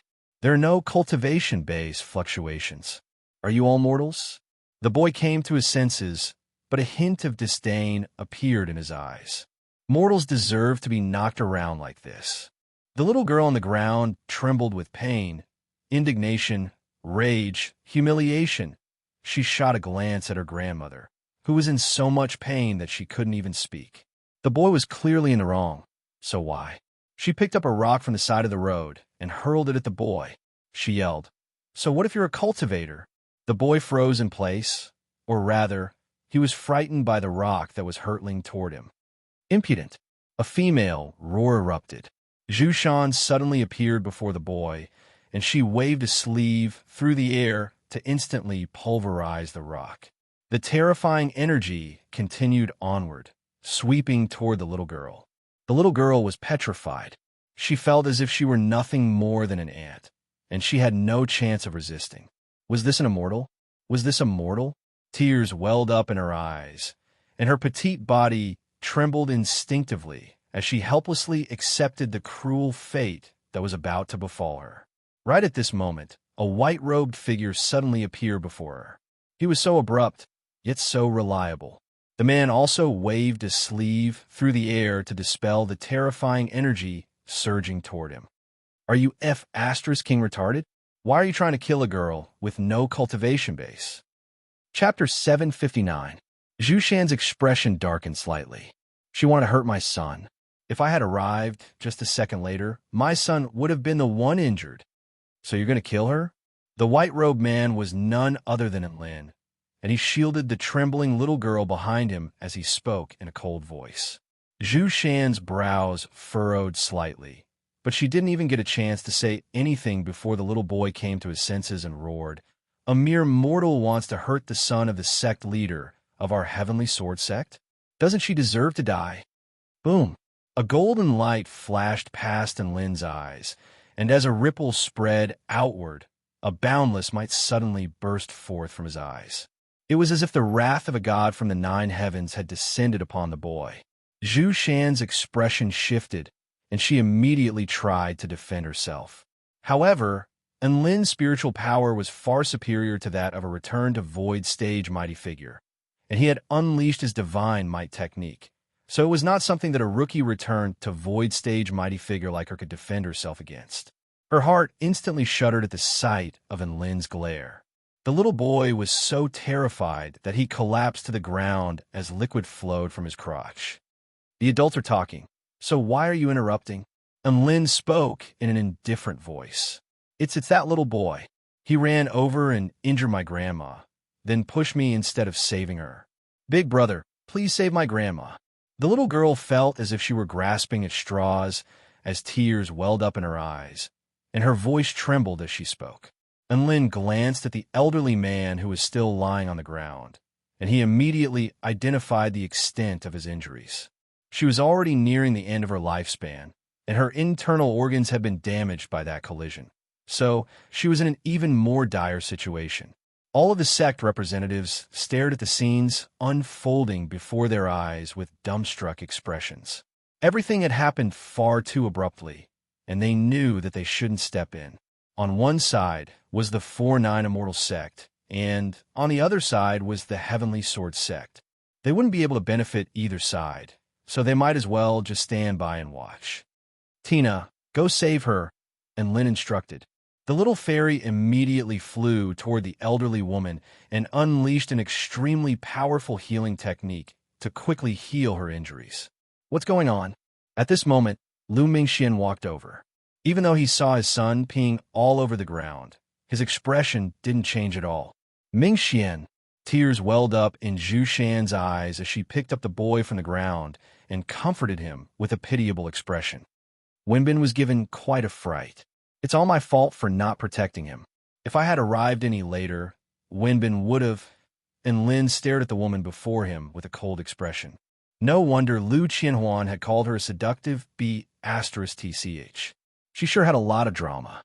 Lu Qianhuan walked toward Lin. She glanced at the old woman on the ground and the wounded little girl behind Lin, and a frosty expression appeared on her face as she stared coldly at the boy standing not far away. What happened? It's very simple. Lu Wenbin accidentally bumped into the old woman, refused to apologize, and shoved the little girl. The little girl threw a rock at him, and Zhu Shan appeared in a fit of rage. She shattered the rock and attacked the little girl. If it weren't for sect leader and Lin, the little girl would have most likely died. After that, sect leader and Lin taught Lu Wenbin a lesson. A male follower of the Heavenly Sword sect explained in a slow voice. As he spoke, his attention was not on anyone. Instead, he was focused on playing with his phone. That's right. He had been playing with his phone the entire time. And Lin was a little surprised. Could this be Lu Qianhuan's first King teacher? The aggrieved expression on Zhu Shan's face became even more pronounced upon hearing this. Lu Wenbin recovered from the shock of peeing himself, and he began to bawl his eyes out. He pointed at Enlin and sobbed. Father, that man bullied me. He bullied me. Wah, this kind of person deserves. He didn't even get a chance to finish his sentence before Zhu Shan pinched him on the waist. He deserves to be taught a lesson. Lu Mingxian immediately pulled out a high-rank spirit pill. Mr. Enlin, Wenbin was in the wrong here. Give this spirit pill to that old man, and we'll let this matter rest. Lu Wenbin was instantly displeased to hear this, and he sobbed loudly. Father, I was scared shitless by that man, and a lowly mortal threw a rock at me. Why are you only accusing me of being in the wrong? There's no need for the spirit pill. Enlin pointed at the boy in Zhu Shan's arms with a serious expression. Tell that child to apologize to the old woman and the little girl, and we'll let this matter rest. Are you insane? You want me to apologize? Why aren't you apologizing to me? Lu Wenbin yelled. Lu Mingxuan's brows furrowed slightly. Children don't know any better, so why don't we just let this matter rest? I really can't let this matter rest. This is my sect, and I can't just sit back and do nothing. Enlin refused to back down. Everyone was stunned. It was clear that Lu Mingxian had already conceded and was willing to offer medicine to treat the boy, and he had even admitted to his mistake. However, Enlin was still unwilling to back down and insisted that Lu Mingxuan's child apologize. Isn't he going too far? That's right. It's just a conflict between some children. Does he really need to go this far? Is this how Enlin is supposed to act? The sect leader of the Heavenly Sword sect came to attend the celebration today. But does he really think he's some big shot? Take a step back and you'll see the world. Why doesn't he understand that? He really doesn't understand the bigger picture. Everyone was discussing spiritedly among themselves. Most of them couldn't understand Enlin's actions. He didn't know what to do and didn't know when to back down. Enlin couldn't be bothered to respond to them and merely stood there. An enraged expression appeared on Zhu Shan's face. Don't push your luck, Enlin. We've already agreed to compensate those two mortals with spirit pills. What else do you want? Do you really think our Heavenly Sword sect is a pushover? Enlin chuckled. Oh, right. You tried to kill that little girl just then, so you have to apologize as well. Lu Mingxian. Zhu Shan's face turned livid with rage. Impudent. You. Impudent. Enlin cut Zhu Shan off with a loud roar. Boom. The divine might technique erupted forth again. However, this time, Lu Mingxian merely waved his sleeve, and the power of the divine might technique vanished into thin air. Enlin faltered slightly before silently pulling out the regal crown from his storage ring. The regal crown was refined by Xiao Tu using the essential blood and spine of a divine dragon. It could unleash boundless dragon might and was a must-have flexing tool. Boom! The divine might technique was activated in conjunction with the regal crown. Roar! An earth-shattering dragon's roar erupted. It was as if a divine dragon were soaring through the heavens, and the might of a divine god erupted forth at the same time. Even though it was only targeted at Zhu Shan, everyone's legs trembled involuntarily, as if they were facing a paramount being. This paramount might was imbued with the power of the divine Tao, and it broke through Lu Mingxuan's aura before invading Zhu Shan's body, upon which her face paled with fright and her lips trembled uncontrollably. Enlin, is this how you treat a guest of the Heavenly Sword sect? Lu Mingxian was truly enraged this time. His voice was like a divine sword that had been unsheathed from its scabbard, and soared intense sword into the heavens. Why don't you just tell your child to apologize? Is it really that difficult? At the end of the day, you're still looking down on mortals, aren't you? You're bullying an elderly woman and a child with no cultivation base at all right in front of me, and you refuse to apologize. My 4-9 immortal sect doesn't welcome guests like you. Enlin's expression didn't even waver in the slightest in the face of Lu Mingxuan's might. His words sent shockwaves rippling through the entire Dao Plaza. Countless people stared at Enlin in astonishment, unable to understand why he would say something like that. He was telling the sect leader of the Heavenly Sword sect that the Heavenly Sword sect wasn't welcome. Was he King insane? Countless people transmitted their voices to Enlin, trying to persuade him to just let this matter rest. There was no need to oppose the heavenly sword sect for the sake of two mortals. This wasn't a big deal. Lu Qianhuan asked in a low voice, "Do you know the elderly woman and the little girl?" And Lin shook his head. "I don't." Lu Qianhuan's purple eyes lit up. "Awesome." And Lin looked at Lu Mingxian with an indifferent expression. He was a stubborn man, so there was no need to tell him to look at the bigger picture and look at the bigger picture. In his sect, people had to apologize when they had to. You say Lu Mingxian is bad *SS, so I have to give him some face? Hee, I've even bashed Emperor Ziwei, so why should I give Lu Mingxian some face? Chapter 760. The old woman's breathing gradually calmed down. She looked up and saw a fairy that was so beautiful that it didn't seem to be from the mortal world. She was currently releasing a gentle light to heal her body. After being enshrouded by the white light, not only did her body no longer hurt, but she also felt a lot more energetic. Meanwhile, the little girl stood behind Lin, and she stared at the white-robed man with her clear, black eyes, unwilling to look away. It was that man named Lin who had protected her. Not only did he protect her, but he had also gotten into a conflict with a very powerful immortal in order to redeem her dignity. Big Brother Immortal. He really is a good person. And Lin's actions created a massive stir. Most people felt like he had gone too far, and there were also many people who felt like he was overestimating himself. Why was he getting into a conflict with the Heavenly Sword sect over such a trivial matter? Was he an idiot? Lu Mingxian was also perplexed. He could control the life and death of countless living beings with just a wave of his hand, and his actions were already gentle enough. How had things escalated to this point? Just for two mortals he didn't know? And Lin was saying that he wasn't welcome here? Was this an eviction order? Interesting. A smile suddenly appeared on Lu Mingxuan's face. Huan, I don't know why you insist on staying here, but your sect leader really doesn't know what's good for him. Everyone can just take a step back, and everything will be fine. Instead, you're fighting over a trivial matter. Do you really think my Heavenly Sword sect is a pushover? Boom! Boundless sword intent soared into the heavens, and the aura of a Tao integration stage mighty figure instantly erupted forth. Everyone was struck by an indescribable power in that instant. The boundless sword intent made them unable to muster up any thoughts of resistance.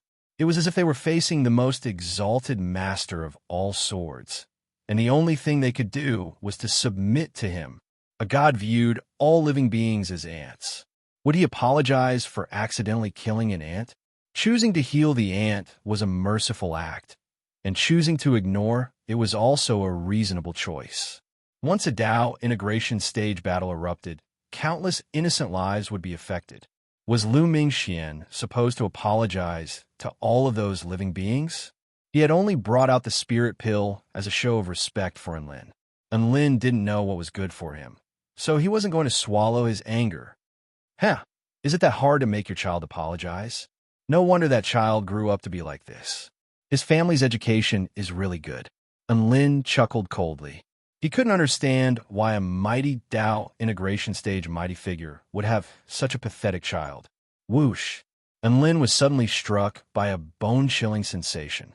Suddenly, the semi-transparent silhouette of a sword appeared before Lu Mingxian, and the swords of all the surrounding cultivators shook violently. A vast and endless sword, intent seemingly capable of piercing through the sky, shot straight for the essence of the Tao of the sword. When many cultivators saw this, they either felt that it was not worth it, or they sneered with schadenfreude. How could this sect withstand the wrath of a Tao integration stage super mighty figure?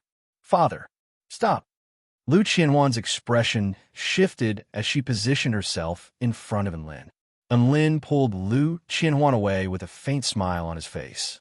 This is my territory, so it's not your place to act all high and mighty. He seemed to have sensed Lu Mingxuan's killing intent. Little Lang transformed into his humanoid wolf form and charged toward Lin. His claws were like sabers as an earth-shattering saber intent burst forth from his body. He was like a primordial beast from the heavenly wolf tribe, and his claws were sharp enough to slice through all things.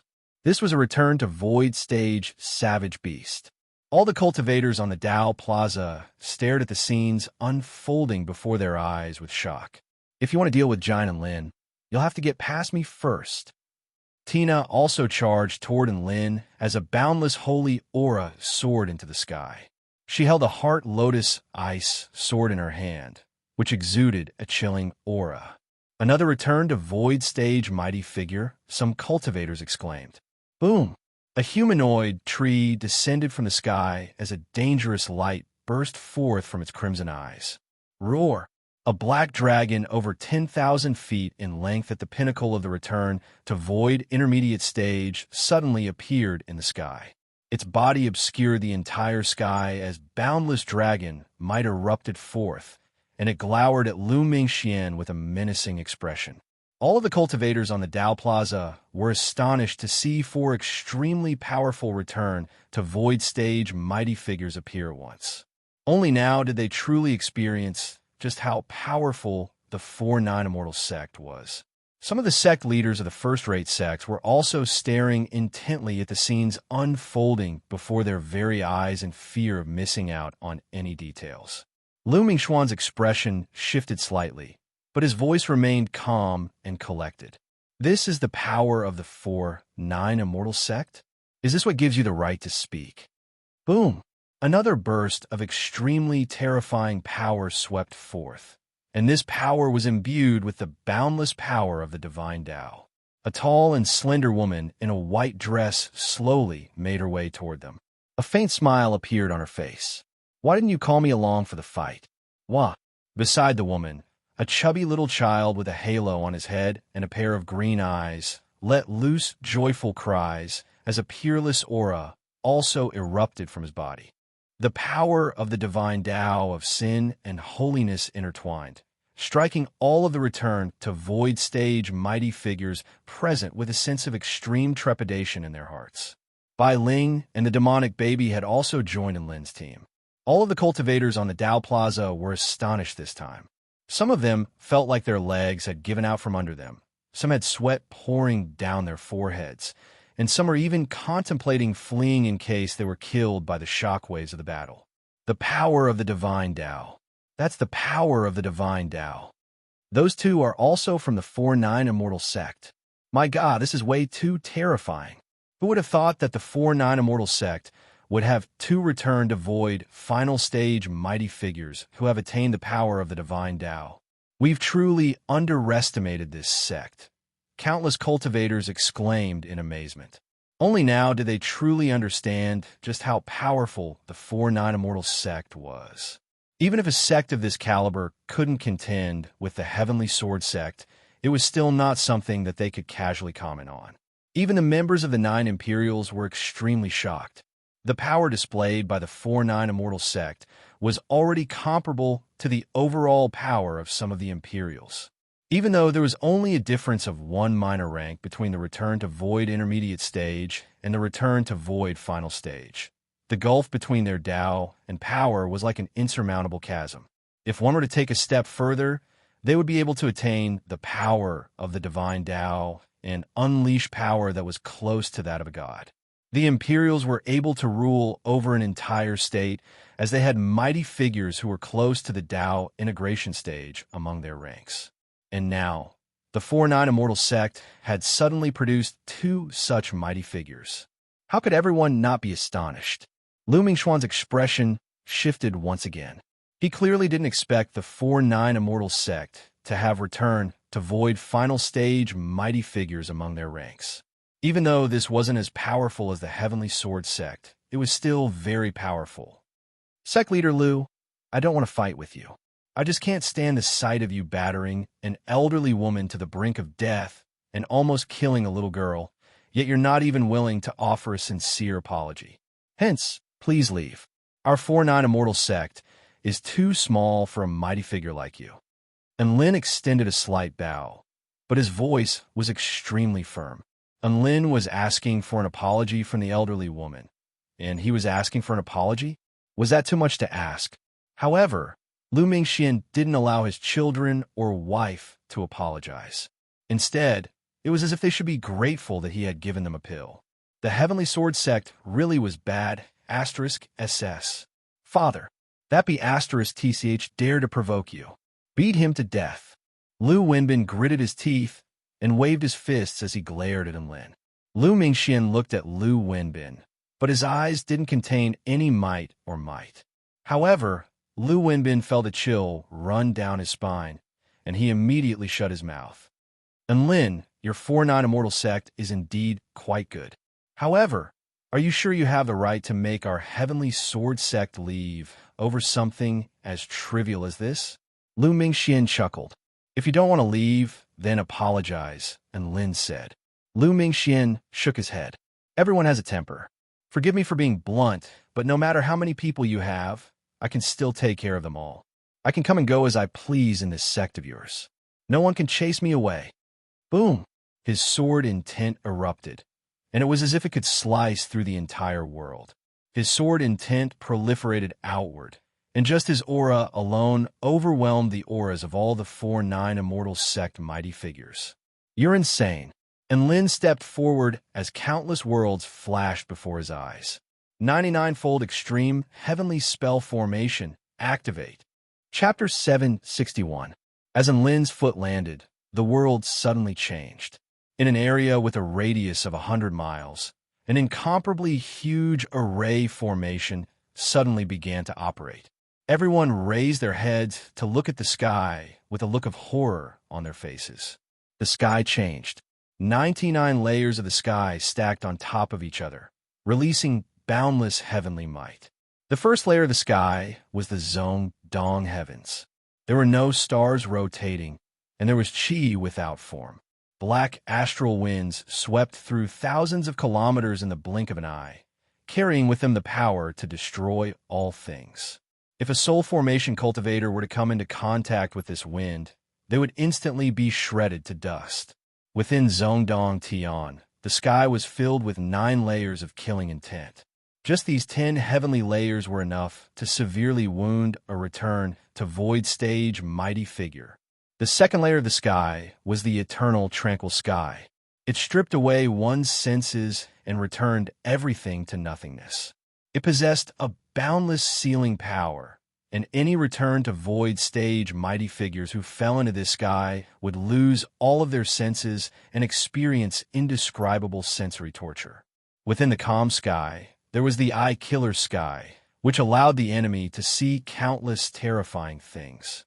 The ear killer sky, which allowed the enemy to hear the most ear-piercing sounds in the world. The nose killer sky, the tongue killer sky, the skin killer sky, the soul killer sky. The third layer was the sky of stars. The fourth layer was the sky of time. The fifth layer was the sky of confusion. The sixth layer was the sky of sun. The seventh layer was the sky of great white. The eighth layer was the sky of stars, and the ninth layer was the sky of moon. There were 9 great heavens and 90 lesser heavens, and each and every one of these heavens possessed the power to slay or return to void stage mighty figure. There were a total of 99 layers of heavens in place of the original sky. They rotated back and forth, becoming one, rushing boundlessly. Countless cultivators on the Dao Plaza collapsed to the ground in fear. Even the return to void stage mighty figures were trembling uncontrollably as cold sweat began to pour from their foreheads. Their intuition told them that if Enlin wanted to kill them with such a terrifying array formation, they would definitely die. They might be able to escape the first layer of heaven, but could they escape the 99 layers of heaven? Zhu Shan and Lu Wenbin's faces had also turned pale with fright. If it weren't for Lu Mingxuan's aura protecting them, they would have most likely collapsed to the ground already. However, even with the protection of the aura, they were not much better off. The 99 layers of heaven contained great power and terror. Just a single glance was enough to make their minds tremble in fear. The little boy cried out for his father. Lu Mingxian raised his head to look at the terrifying sky that enveloped a radius of 50 kilometers, and his expression changed drastically. He actually felt a heart-palpitating aura from the formation. The power of this array formation could pose a threat to him. The 99 Extreme Heavenly Array formation seized the fortune of heaven and earth, and its power was boundless. When the spell formation was activated to its peak, It could defend against the attacks of Tao integration stage, super mighty figures, and suppress Tao integration stage, super mighty figures from within. This was the true trump card of the 4-9 Immortal Sect. It was the undisputed sect protection formation of the 4-9 Immortal Sect. I told you, this is my territory. You have no right to act tough here. And Lin's eyes shone with golden might, and his voice was like a decree from the heavens, causing the 99 heavens to rumble. The cultivators on the dojo were trembling, as if they were enduring the fury of the heavens. Lu Mingxuan's translucent heavenly sword trembled slightly, as if it was trembling in excitement. Just like that, the two of them confronted each other, and the atmosphere was extremely tense. Although the representatives of the major sects were watching from the sidelines, they couldn't help but break out in a cold sweat. After what seemed like an eternity, Lu Mingxian waved one hand and put away the heavenly sword, completely withdrawing its power. And Lin also withdrew his spell formation upon seeing this. The 99 heavens in the sky began to dissipate, and the clear blue sky reappeared. The sunlight shone down upon the 4-9 Immortal Sect, and all of the cultivators on the dojo were almost moved to tears. My God, peace is so good. Thank God they didn't fight. Otherwise, they would all be dead meat. Lu Mingxian looked at Enlin with a deep gaze before turning to look at the elderly woman and little girl behind Enlin. The trump cards that Enlin had displayed had astonished him. However, what was even more astonishing to him was that Enlin was willing to use all of his trump cards to fight him for the sake of these two mortals. Why? Lu Mingxian was perplexed. This is my territory. You've pissed me off. It's as simple as that. Enlin replied in a very honest manner. Lu Mingxian, this was a super mighty figure who stood proudly on this continent, but his expression was a little peculiar at this moment. He was hesitating. In the end, he sighed softly and glanced at Lu Qianhuan. Then, he strode toward the gate. Let's go. All of the Heavenly Sword Sect entourage stared at his departing figure with incredulity in their eyes. What was going on? Was their sect leader really going to leave just like that? Zhu Shan's features were deathly pale, and it was as if she had lost her soul as she silently trailed behind Lu Mingxian. Lu Wenbin yelled, but no sound came out of his mouth. Sect leader Lu, I have a word of advice, and Lin suddenly said. Lu Mingxuan's footsteps faltered. Keep your child in check. He's already so arrogant and lawless at such a young age. If things continue like this, he's going to be slapped in the face by some heaven-defying main character sooner or later, and he might even die along the way. When that time comes, it'll be too late to salvage the situation. And Lin spoke. Lu Mingxian, Zhu Shan, all of the onlookers, Lu Wenbin was dumbstruck. Lu Mingxian harumphed coldly and didn't say anything else as he continued toward the exit. Thus, the Heavenly Sword Sect leader and his entourage left. No, to put it more accurately, they had been chased away by Enlin. I'm sorry, Enlin. I've caused you so much trouble. Lu Qianhuan wore a guilty expression as she stared at Enlin's profile with her bright purple eyes. It's all right. It's not your fault. Enlin turned to Lu Qianhuan with a warm smile on his face. However, your family sure is a bunch of weirdos. Zhu Shan is a drama queen, Wenbin is a brat, and your father is a bit of Chinibu. A smile appeared on Lu Qianhuan's face upon hearing Enlin's words. That's why I say, I really don't want to go back to a family like this. It's so tiring.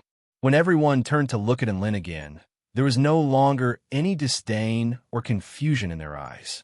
Instead, there was only a deep sense of awe and veneration. For a man to challenge a massive beast in order to save two little white rabbits, people would call him a stupid C**T for overestimating himself. However, when that man killed or chased away the massive beast in order to save two little white rabbits, people would only yell at him for being a bad *SS. They would yell at how terrifying he was. As for why you said it was because of two little white rabbits, who would care about that? For example, many of the female cultivators were just cursing at Enlin for being a stupid C***, but now their expressions were filled with admiration and veneration. Some of them even felt that Lin was so manly, so kind, and so mighty for daring to challenge a Tao integration stage super mighty figure in order to save two mortals. At this moment, no sect dared to look down on the 4-9 Immortal sect. This was a sect that dared to challenge the Heavenly Sword sect and chase away Lu Mingxian, who dared to look down on them. This included the 9 Imperials, as well as the representatives of the 3 great sects aside from the Heavenly Sword sect. Some of them were already secretly communicating with one another through voice transmission, discussing whether they should add more gifts or not. This is a super coattail. We have to seize this opportunity. But won't we incur the wrath of the Heavenly Sword sect by sucking up to the 4-9 Immortal sect like this? After all, the 2 sects are already on bad terms. That's true. If the Heavenly Sword sect decides to come after us, we'll be implicated, don't worry. Aside from the Heavenly Sword sect, the other 3 great sects are on such good terms with the 4-9 Immortal sect. What can the Heavenly Sword sect do? Just as everyone was discussing spiritedly among themselves, another announcement sounded. Celestial Maiden Tianyu of the Celestial Court and her delegation have arrived. Chapter 762. A woman in a plain Taoist robe with a transcendent aura slowly made her way toward Lin.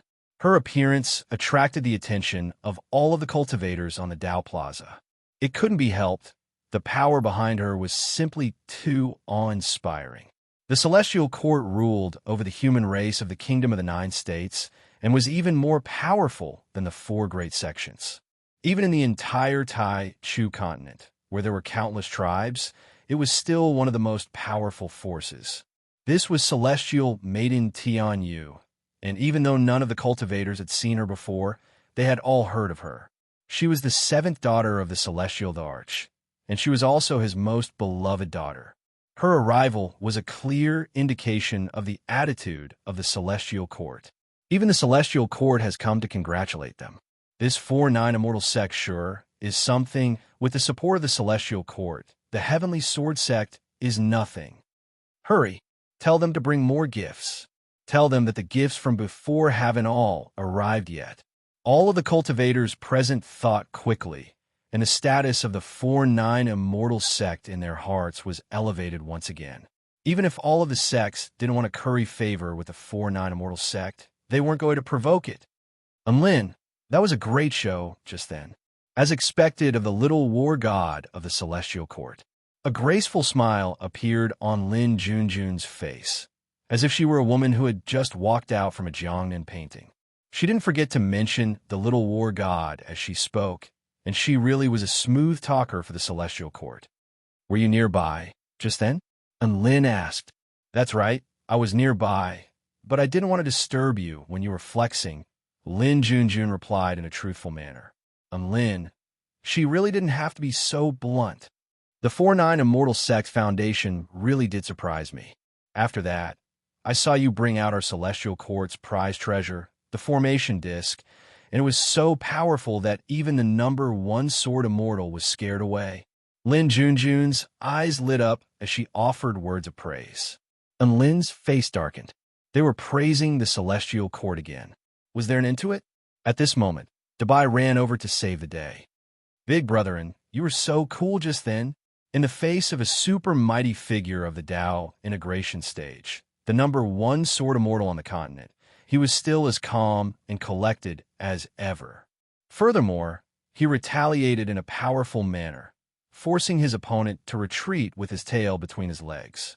Such a peerless prodigy. No wonder he's our sect leader. Woof. It's just so. It's just the basics. Don't make a fuss about it. And Lin smiled modestly. Yeah, this rhythm is right. This is the correct rhythm for praising. Lin Junjun rolled her eyes adorably. At this moment, the little girl behind and Lin stared blankly at the scene in front of her. The elderly woman's expression also shifted slightly. She rubbed her murky eyes before turning to look at Lin and Dabai again, and her mouth gaped open slightly. When they first saw Lin, they didn't think of him in a certain direction due to his graceful and domineering demeanor. However, when Dabai appeared in their field of vision, a white-robed man and a huge white dog, the fragments of their memories finally became clear. That's right, that figure had disappeared into the light of the setting sun, and it had been branded in her mind. The little girl stared at Lin with her clear, black eyes, and her petite lips parted slightly. She wanted to call out to Lin, but she was a little conflicted and hesitant. In the end, she mustered up her courage and spoke in a soft, trembling voice. "A dog-riding hero?" The little girl's voice was a little soft, but everyone present was a cultivator, so there was no way that they couldn't hear her. Dubai was particularly sensitive to the term dog-riding, while Lin was particularly sensitive to the term hero. Thus, the two of them turned to look at the little girl at the same time. "Little girl, are you calling me?" Lin asked with a smile. "Big brother, and this little girl looks a little familiar, woof." Dubai's big, round eyes lit up. "You beast! You won't even let a little girl off the hook." Lin was filled with righteous indignation toward Dubai's overzealous behavior. The little girl stared at Lin with an excited expression on her face. "Dog-riding hero, it's me. Back then, my grandma and I tricked you into giving you 200 spirit stones, but you gave me 500 spirit stones." As the little girl spoke, she suddenly couldn't say anything else. Tears the size of beans kept falling down. That's right, meeting an old friend was something to be happy about. However, what if the little girl had tried to scam him out of his money? Was that really something to be happy about? Only by recounting this incident would Lin recall their past. A sense of guilt welled up in the little girl's heart. The little girl kept wiping away her tears as she stuttered. "Wah, dog-riding hero, you're so good to me, but I treated you like this, I'm so bad." At this moment, the little girl suddenly received a warm hug. Lin picked the little girl up and chuckled. "Oh, so you're that little girl from the Wind Plains state. You're getting prettier and prettier. Those 500 spirit stones were for your grandma's treatment. I'm relieved to see that your grandma is so healthy." But the little girl still wanted to say something. However, Lin placed his index finger on the little girl's mouth. "I'm so powerful. How could I not know about your situation? That money was for your grandma's treatment, understand?" The little girl's eyes turned red as tears rolled down her face. "Big brother, you're so nice." All of the onlookers marveled at the miraculous nature of fate upon seeing this. Su Xiaolan, who was standing among the Vermilion Bird Sect representatives, clicked her tongue in wonder. I didn't know that Lin could flirt with a little girl like this. 500 spirit stones for a little girl's heart. This is definitely not a bad deal. Lanyan laughed heartily. "Hey, Xiaolan, you're not jealous of a little girl, are you?" Su Xiaolan glared at Lanyan. "What nonsense are you spouting?" At this moment, Mo Hai added fuel to the fire. "Xiaolan, you have to feel the danger. You and Lin made that 100-year promise. By then, this little girl will have grown up, right?" Lan Yin chimed in. "That little girl was already so lively when she was young. How bad will she be when she grows up?" And Lin gave her spirit stones when she was in danger, and now he's even mobilized the entire sect against the Heavenly Sword sect for her. TSK, TSK, TSK. This little girl will probably never forget this. Perhaps she'll be dead set on Lin for the rest of her life. Are you sure you're not worried? Su Xiaolan's lips twitched. "Now that you mention it, I'm starting to feel a sense of urgency." Everyone burst into laughter. Su Xiaolan, however, was a little disconsolate. Was the 100-year promise a little too unreasonable? Should she shorten the time limit? Then, she shook her head and stared at the man in the distance with a confident smile on her face. She mumbled to herself, "Seriously, why am I thinking so much? Do you think I don't trust in Lin? It's normal for outstanding men to be liked by others, but the one he likes is me." And Lin was still holding the little girl in his arms with a smile.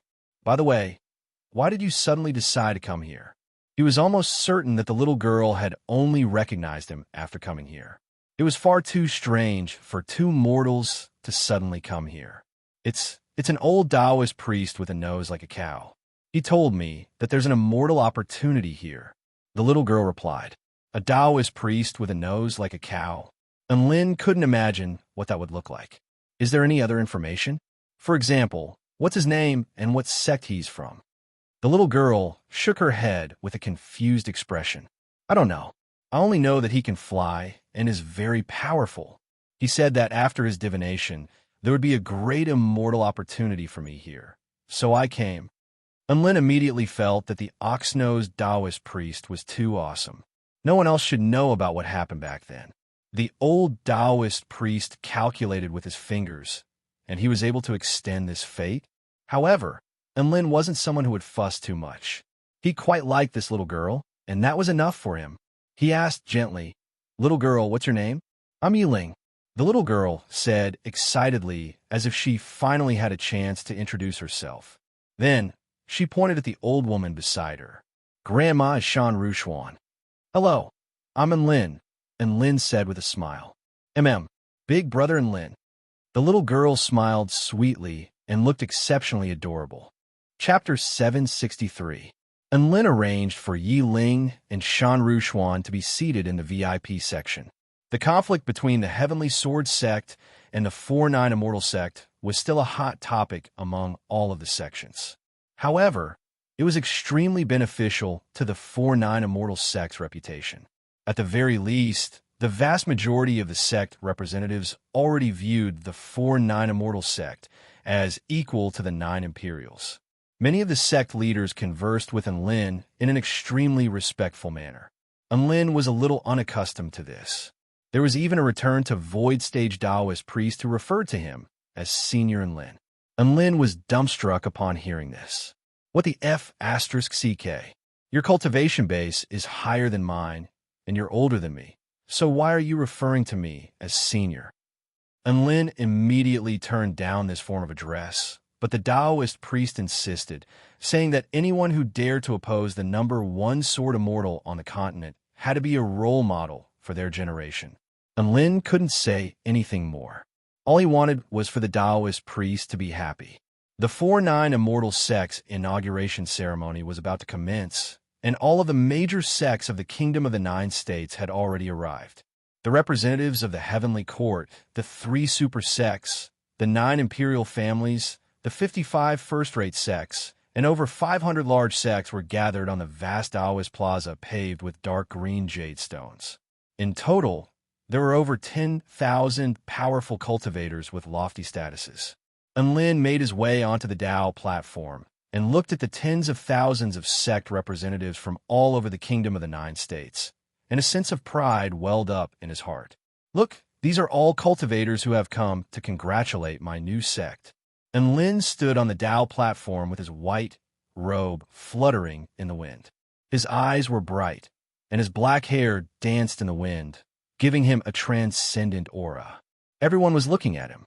Many of the female cultivators stared at the man on the platform with infatuation in their eyes. Even the male cultivators were amazed and envious, feeling that this was how a real man should be. At this moment, Enlin was the most dazzling, not only because of his status, but also because of his strength and courage. Enlin cleared his throat and began his sect inauguration speech. First of all, he wanted to thank the various sects for taking the time out of their busy schedules to come here to congratulate him. After all, they were here to give him money. Of course, he had to thank them properly. After that, it was time to explain the 4-9 Immortal sect's founding philosophy. Enlin used to hate listening to leaders speak. That was because leaders were boring and full of nonsense. However, it was time for him to tell it himself. He suddenly realized that the feeling of speaking in front of tens of thousands of people was really great. Can you imagine? The feeling of tens of thousands of powerful cultivators staring at you and listening to you speak. Even if what you said was nonsense, it was still very pleasurable. After he finished his speech, the audience applauded warmly. Enlin listened to the applause and narrowed his eyes in happiness. It was not that he was boasting, but if he was given a chance, he could talk nonsense for several days straight. He finally understood why leaders in the past were able to talk so enthusiastically on stage. The feeling of being listened to by tens of thousands of people was really exhilarating. Enlin paused momentarily before continuing. Next, I will talk about the core values of the 4-9 Immortal sect: prosperity, democracy, civility, harmony, freedom, equality, justice, the rule of law, love for the sect, dedication, integrity, and friendliness. All of the core members of the 4-9 Immortal sect wore smiles on their faces. The tens of thousands of sect representatives were all dumbstruck. This is the world of cultivators. Could it be that something strange had snuck in? Lin continued. Next, we will talk about prosperity. Wealth and resources are the foundation of a sect, so our sect will do everything in its power to develop and grow. We will strive to have more spirit stones, more magic treasures, more powerful cultivation methods, and more powerful disciples than others. The 4-9 Immortal sect goal is to become the most powerful sect in the world. Clatter clatter. Lu Qianhuan, Su Xiaolan, Xianyuan Cheng, Su Qianyun, and all of the core members of the sect applauded with all their might. The tens of thousands of sect representatives were all dumbstruck, and all of them clapped along with Lin. So, this was what prosperity meant. The second is democracy. The 4-9 Immortal sect is not a sect where the sect leader makes all the decisions. Instead, we use a system where all of the pavilion lords and elders vote together on important matters. The third is civility. We don't bully mortals, we don't bully the weak, we uphold justice, and we live a civilized society. The fourth is harmony. We don't provoke others, but if anyone dares to provoke us, the 4-9 Immortal sect will beat them to death. The fifth is freedom. The 4-9 Immortal sect has the freedom to do whatever we want. As long as it's not an atrocity, I hope all of you sects won't meddle in our business. Otherwise, the 4-9 Immortal sect will beat you up as well. The sixth is equality. Several dozen well-known reporters from the Kingdom of the Nine States recorded Lin's speech, and they became more and more excited as they wrote. These core values were amazing. His domineering and advanced ideals would definitely stir up waves across the entire continent. After that, Lin elaborated on the core values of fairness, rule of law, love for the sect, dedication, honesty, and friendliness. He elaborated on all of the core values, including the values of the outside world, the values of the sect, and the values of the sect's members. His speech was extremely detailed, and everyone was astonished by his words. But at the same time, they were also able to sense how special this new sect was.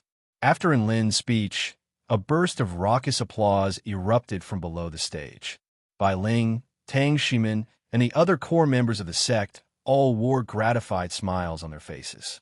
Many of the sect representatives were also completely convinced, and their opinion of the 4-9 Immortal sect was completely renewed. Some of the female cultivators looked up at the white-robed man on the stage with reverence and admiration in their eyes. In their hearts, Lin was the domineering sect leader.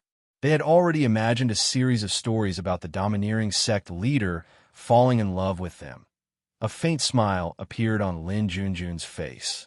Isn't the core values of the 4-9 Immortal sect a little too domineering? Putting aside his strength for now, his philosophy was already as if he was the only one in the world. Only someone as shameless as Lin would dare to announce these core values in front of all of the sects in the Kingdom of the Nine States. Lin is a perfect match for the sect leader of the 4-9 Immortal sect. Another celestial court follower nodded in agreement. All of the other sects were also discussing this new sect in hushed voices. If any other small sect were to announce these core values, they would definitely be ridiculed for being stupid C***NTS. However, the 4-9 Immortal sect was too powerful, so all of the discussions were either filled with mockery or anticipation. Some of the smaller sects were even discussing the possibility of the 4-9 Immortal sect becoming the #1 sect in the world, which was naturally mocked by the other sect representatives. They hadn't even set foot on the ground yet, and they were already dreaming of ascending to the heavens and standing shoulder to shoulder with the sun. I hereby announce the establishment of the 4-9 Immortal sect. In that instant, applause erupted throughout the entire heavens. Boom! A rainbow light began to illuminate the entire sky. It was as if it had been triggered by some kind of power. Bursts of auspicious energy rose up from the ground, and celestial music reverberated in the air as dragons and phoenixes danced in the air. Golden, flaming feathers fell from the sky like flower petals, creating a spectacular sight. Blue lightning bloomed in the sky, rumbling like the roar of firecrackers. All of the cultivators raised their heads to look up at the miraculous scenes unfolding in front of them. The atmosphere of an immortal sect had reached its pinnacle at this moment. The 4-9 Immortal Sect was officially established under the witness of several hundred sects. Chapter 764. Su Xiaolan tucked a few strands of hair behind her ear as she looked up at the dazzling phenomena in the sky, and a smile appeared on her face. This was the sect that she and Enlin had founded together. She was sure that they would continue to live happily in this sect for a long time to come. Next up was the military parade. Tui. It should be said that it was time to introduce the leaders of the sect. All of the core members of the 4-9 Immortal Sect took the stage. There were 10 pavilions in the sect, namely Su Xiaolan's Flame Pavilion, Lu Qianwan's Sword Pavilion, Xin Yuancheng's Spirit Pavilion, Su Qinyan's Moon Pavilion, Xiao Zhe's Dragon Pavilion, Dabai's Beast Pavilion, Little Lang's Man Pavilion, Tina's Realm Pavilion, Bryce's Blood Pavilion, and Bai Ling's Purple Star Pavilion. All of the sect representatives were given a massive fright by the types of inheritances each sect had to offer. The inheritances of the 4 great sects, the Blood Tribe, the Celestial Court, and the Moon Pavilion were all renowned inheritances that were enough to shock them. However, the inheritances of the Primordial Dragon Tribe, the inheritances of the Fairy Tribe, the inheritances of the Man Tribe, and the inheritances of the Purple Star Civilization were extremely powerful. It could be said that any one of the 10 pavilions could easily create a first-rate sect in the Kingdom of the 9 States. After the pavilion lords took the stage, the sect elders of the same rank as the pavilion lords also took the stage. Tang Shimin, Xiao Hong, Xiao Chou, Little Tian, and Lin Junjun also took the stage. Everyone was dumbstruck once again. Gasp! What's going on? The daughter of the Celestial Arch is an elder of the 4-9 Immortal Sect? It looks like we underestimated the relationship between the Celestial Court and the 4-9 Immortal Sect. We're really in the clear now. Who would dare to mess with the 4-9 Immortal Sect? Countless cultivators began to discuss spiritedly among themselves as they looked at the 4-9 Immortal Sect members with awe and veneration in their eyes. A graceful woman in a plain Taoist robe stood on the stage with a warm smile on her face. She was like a tranquil and graceful celestial maiden from a painting, and many cultivators were entranced by her beauty. Hey, have you noticed? There are so many exquisite beauties in the 4-9 Immortal Sect. That's true. Women of this level are as rare as phoenix feathers and Qilin horns in the entire Kingdom of the 9 States, but there are a few of them here. And Lin is truly enviable. There are also a lot of handsome guys. Aside from the average-looking Tang Shimin, all the other men are pretty good-looking, especially Xin Yuancheng. He's so handsome. After that, it was time to introduce the little elder of the sect. Yao Mingxi, Yao Xiao, Xanju, Zhao Huayin, Hu Guan, Lu Debao, Miao Tian, Luo Zipping, Sun Xinglian, and Zhong Yongyan served as the minor elders. After that, it was time for the official disciple introduction. There was only one disciple, Yi Ling. The little girl stood nervously on the Dao platform until her white and tender little hand was held by Lin's big and warm hands. Only then did the tension disappear a lot. She could feel the waves of applause from the audience, and she couldn't help but smile radiantly as she looked at Lin, who was clearly elated and proud of himself. She was the first disciple of the 4-9 Immortal Sect, so she was very special. Not only was she a child, but she was also a mortal with no cultivation base at all. Due to some mysterious and miraculous fate, she was connected to the 4-9 Immortal Sect. Just like that, the sect was complete. Not only did it have a leader, but it also had a disciple. The speech at the founding ceremony concluded. After that, it was time for a banquet and a series of small talk. This was quite a boring process. After walking around for a while, Lin started chatting with a few of his old acquaintances. He followed Xiaolan to the Vermilion Bird Sect's representative group to meet with Mo Hai, Yang Yuan, Lan Yin, and the others. Enlin told them about Shangguan Yi's recent situation, including his encounter with her in the ancient Tai Chu realm, the Snow Maiden's protection, and the change in her bloodline. Everyone sighed with emotion upon hearing this. Fate was always so unpredictable. Sigh, Sister Shangguan Yi is so unlucky. Why does she have to bear all of the hardships and pain by herself? Lan Yin bit down on her lower lip. She recalled all of their interactions in the past, and a wistful expression appeared on her face. Don't be afraid. Everything will turn for the better. I heard that an extremely terrifying environmental disaster occurred in the holy glacial lands, and the Snow Maidens are planning to move their holy domain elsewhere, Yang Yuan said. He was already an elder of the Vermilion Bird sect, so he was quite well informed. And Lin's interest was immediately piqued. Where are they planning to move their holy domain to? Yang Yuan shook his head. I'm not sure. Their original plan was to find a fragment of the realm core in the ancient Tai Chu realm, then establish a small world as their territory. Unfortunately, not only were they unable to find the fragment of the realm core, but even the realm essence crystals were pitifully scarce, so they had no choice but to look elsewhere. And Lin rubbed the tip of his nose. The incident with the realm essence crystals was probably his fault. After all, he had robbed the storage rings of a few soul formation stage Snow Maidens, and a few returned to Void stage Snow Maidens. The Snow Maidens must be missing him. After chatting with everyone from the Vermilion Bird sect for a while, he made his way toward the mythological beast sect. He then saw a few Dabai frolicking around before silently walking away. That was a paradise for dogs. It wasn't appropriate for him to go there, as he would be licked all over. And Lin turned toward the Greenwood Imperial family and met the great scientist of the Greenwood Imperial family, Professor Yang. Professor Yang was the one who had helped create the energy cores for Gundam 1 and Gundam 2, and he was a great help to Enlin. Professor Yang rubbed his hands together as he looked toward Bai Ling's direction, as if he were looking at some kind of treasure. Enlin almost thought that Professor Yang had taken a liking to Bai Ling. After asking around, he found out that Professor Yang wanted to have a scientific exchange with Bai Ling.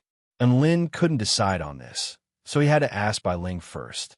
After that, Enlin went to the 10,000 Spirits Immortal Sect to see Kuang Ri and Tang Xiuan. Kuang Ri was still the same, and he wore an odd expression on his face. Tang Xiuan, on the other hand, had become a lot livelier, and she no longer spoke in a weird manner. Enlin, who would have thought that you'd change so much in the blink of an eye? I felt like I was in a dream when I watched you give a speech on stage. Tang Xiuan wore a carefree smile on her face, as if she were a friend, and she was speaking enviously. Enlin smiled modestly. I've had a lot of opportunities recently, and I'm starting to regret creating this sect. I just wanted to have some fun, but I didn't expect to shock the entire Kingdom of the Nine States so quickly. I suddenly feel like there's a heavy burden on my shoulders. It's so stressful. Tang Xiuan, you really haven't changed. And Lin laughed heartily. It's very important to stay true to yourself. I've always been this simple and honest. Tang Xiuan nodded with a smile. No, you've always been this good at flexing. The two chatted for a while longer before Enlin took his leave. Tang Xiuan looked at Enlin's departing figure and silently put away the jade pendant in her hand. She recalled the conversation they had in the bamboo forest. No one knew where love began, and no one knew where it ended. Some fates could be continued, but some fates could only change with the passage of time, carving out a huge ravine in the ground that was difficult to cross. Tang Xiuan wore a carefree smile as she looked at Enlin's departing figure and said goodbye in her heart. Chapter 765. The 4-9 Immortal Sects celebration lasted for an entire day. Regardless of whether it was day or night, there were always singers and dancers performing on stage. Over 10,000 sect cultivators chatted with one another on the sidelines.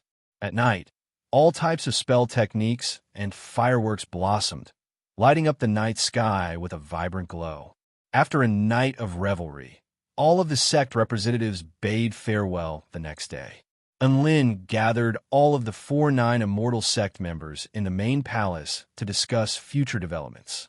The sect leader, 10 pavilion lords, and 5 elders gathered around a large round table. 10 young elders and 1 disciple sat on a small stool and listened obediently. Shan Rushuan went to cook.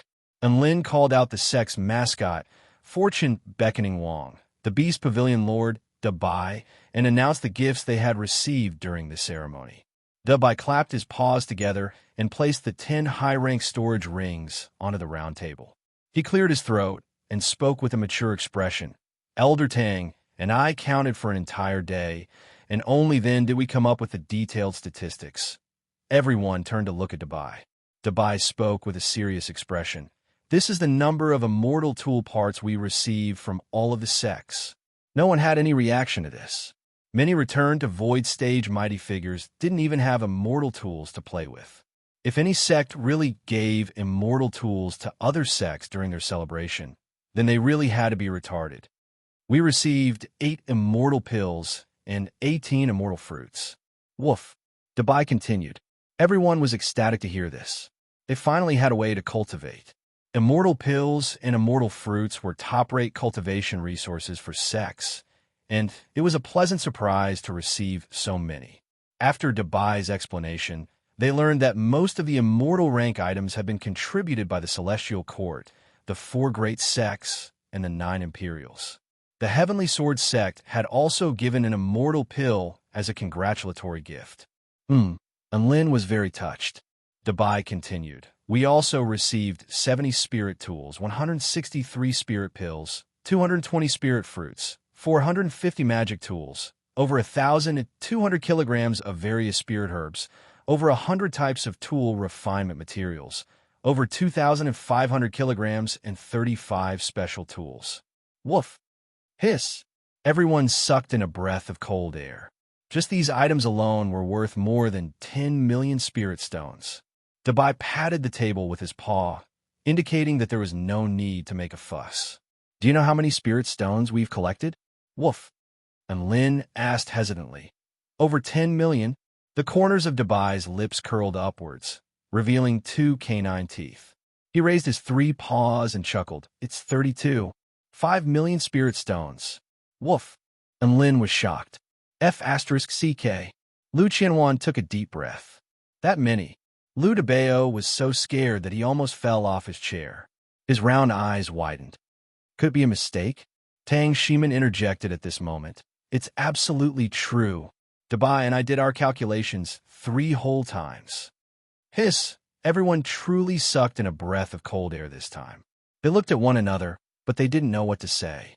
In the cultivation world, gifting was very straightforward. Everyone liked to give spirit stones. This was because spirit stones were the most widely used source of energy. Cultivation, tool refinement, pill refinement, and spell formations all required spirit stones.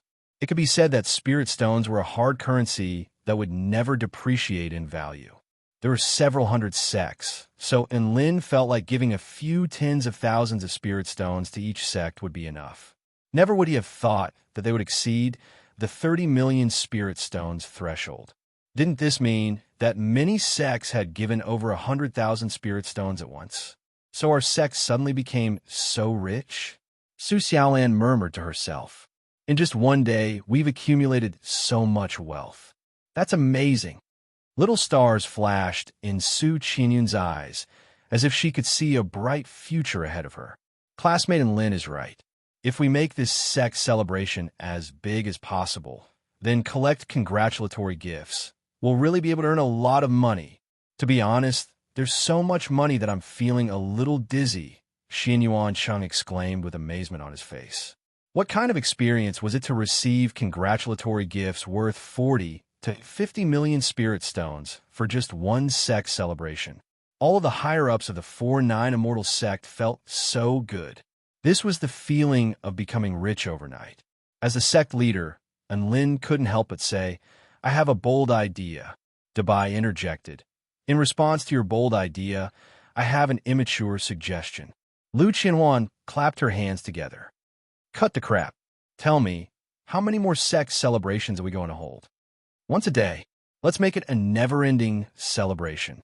Shui Zhantian spoke in a domineering manner, and Lin pressed a hand down on Shui Zhantian's soft, fair body.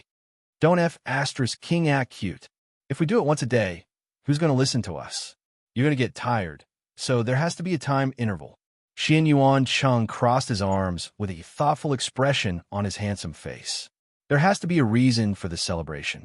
Otherwise, the other sects won't come. Secondly, the celebration has to be cyclical in order to make money over time. Su Xiaolan snapped her fingers with a smile. How about we hold a celebration for the 4-9 Immortal Sects anniversary? The first anniversary celebration, the second anniversary celebration, the third anniversary celebration, the endless cycle, lasting forever, the money rolling in. Everyone's eyes lit up. That's brilliant. And Lin was very elated, as if he had found a way to make money for the sect. He paused for a moment before continuing. Do you have any other suggestions?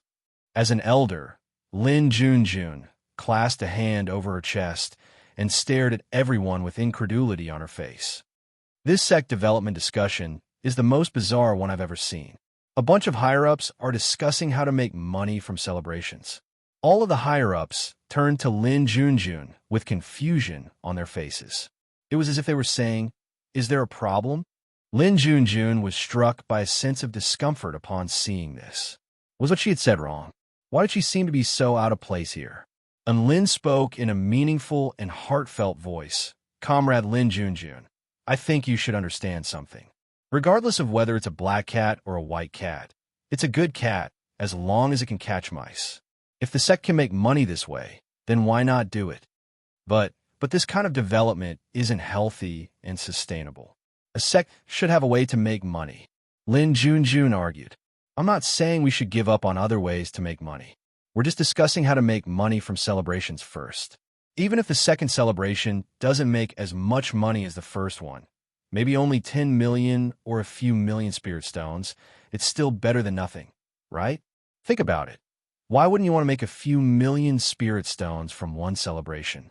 And Lin was still explaining with a serious expression, and Lin Junjun found it difficult to refute his words.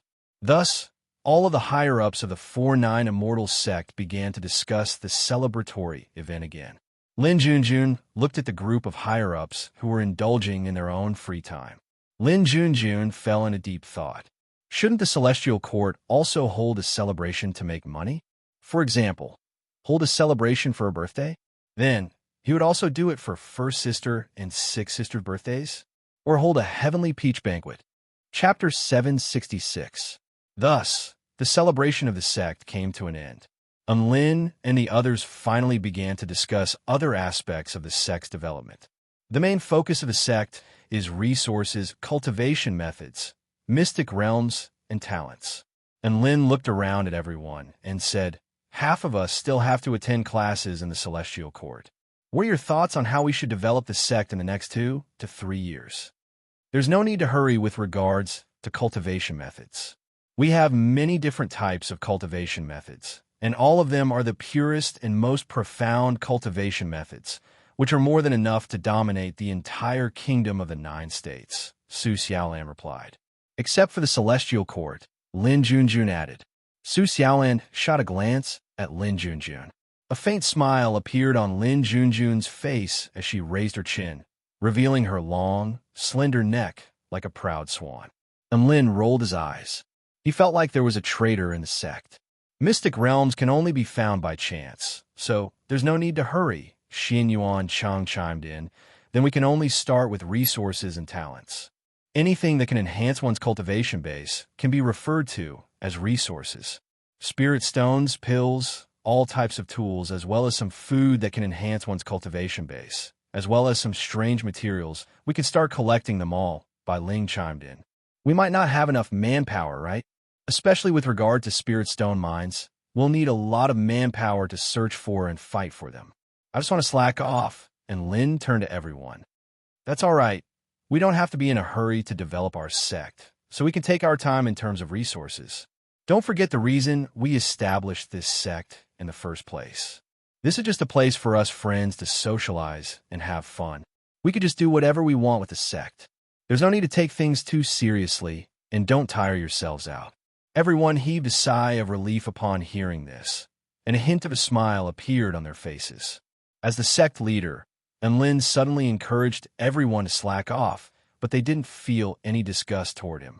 Instead, they felt like this was exactly what they had envisioned a sect to be like.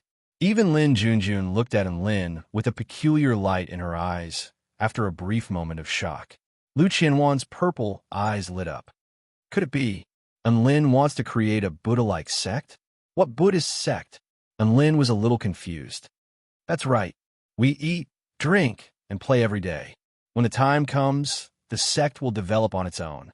Lu Qianhuan giggled excitedly. Enlin, everyone, Enlin's expression darkened. Lu Qianhuan, do you have some kind of misunderstanding about Buddhism?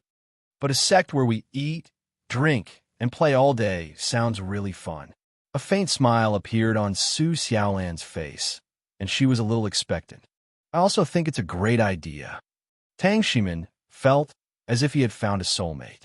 But there's almost no way this plan is feasible. Who can say how a sect like this should be run? Do we eat, drink, and play for free? Xin Yuan Cheng felt like it was a bit unrealistic. Just hold a few more celebrations. Lu Qianhuan replied without any hesitation.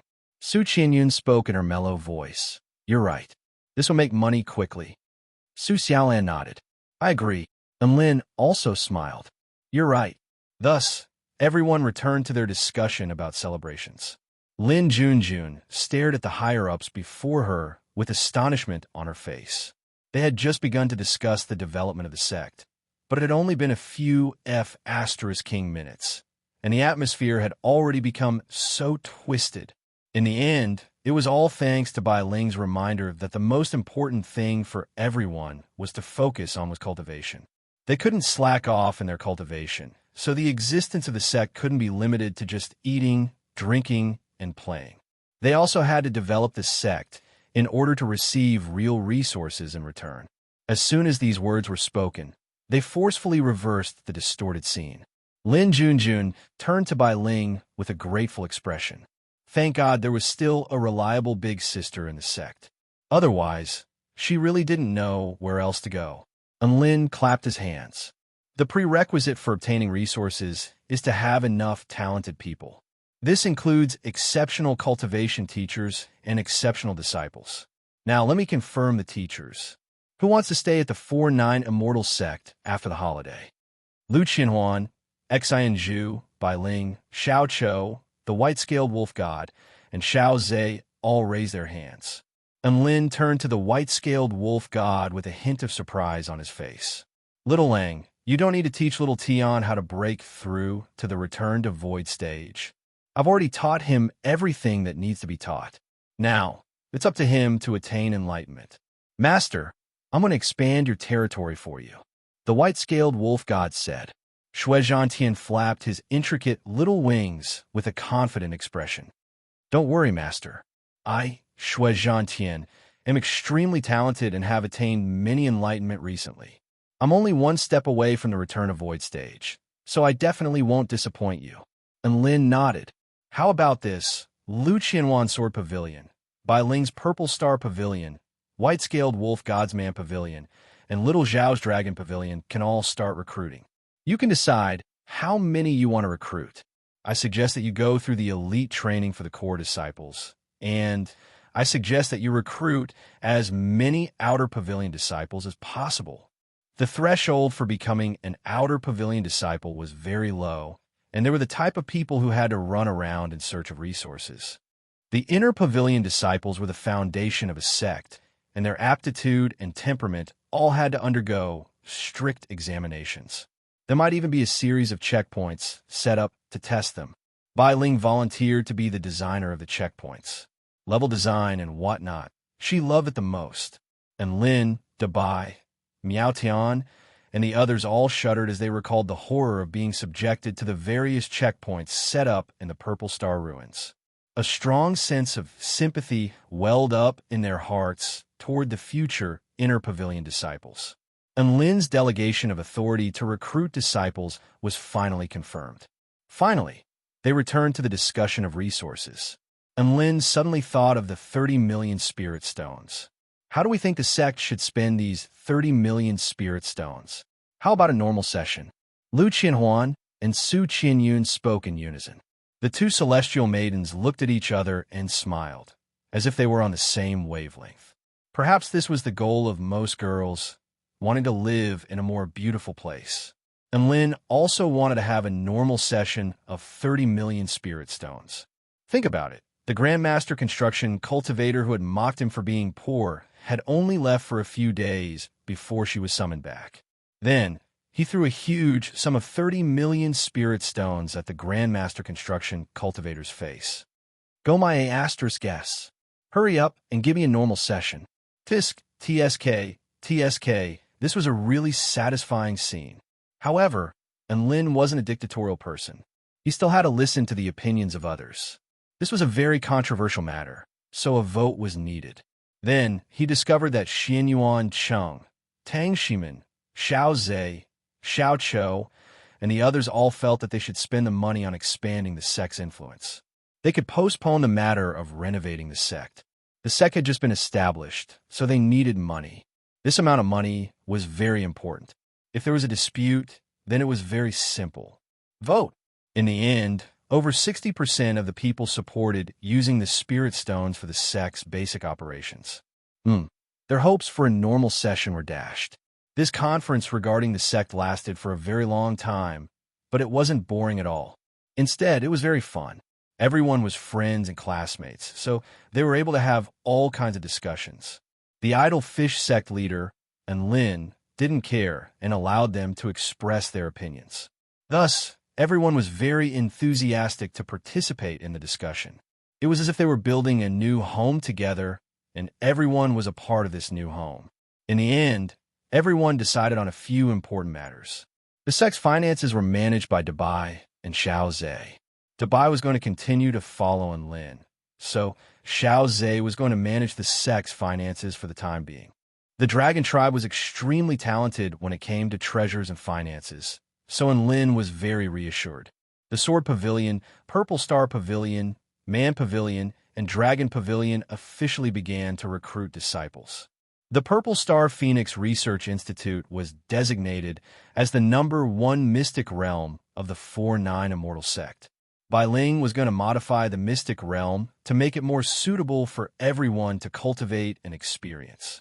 The maintenance of world peace business was officially launched. At the same time, the Mystic Department and Divine Mirror Enforcement Department were officially established. Chapter 767. A day later, the events that had taken place during the 4-9 Immortal Sect's grand inauguration ceremony had spread throughout the entire kingdom of the 9 states. Almost all of the first-rate sects had gathered, and countless immortals had come to congratulate them. All types of unique inheritances, several powerful return to void stage mighty figures, a sect protection spell formation that could force the sect leader of the Heavenly Sword Sect, Lu Mingxian, and a peerlessly domineering sect leader's speech. All of this had spread like wildfire throughout the entire kingdom of the 9 states, and even the entire Taichu continent.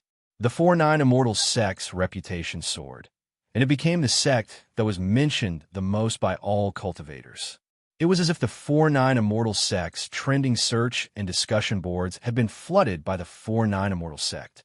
Even mortals who didn't cultivate were aware of how bad *SS this sect was. Not long after that, the news that the 4-9 Immortal Sect was recruiting disciples exploded like a bomb, creating a massive stir.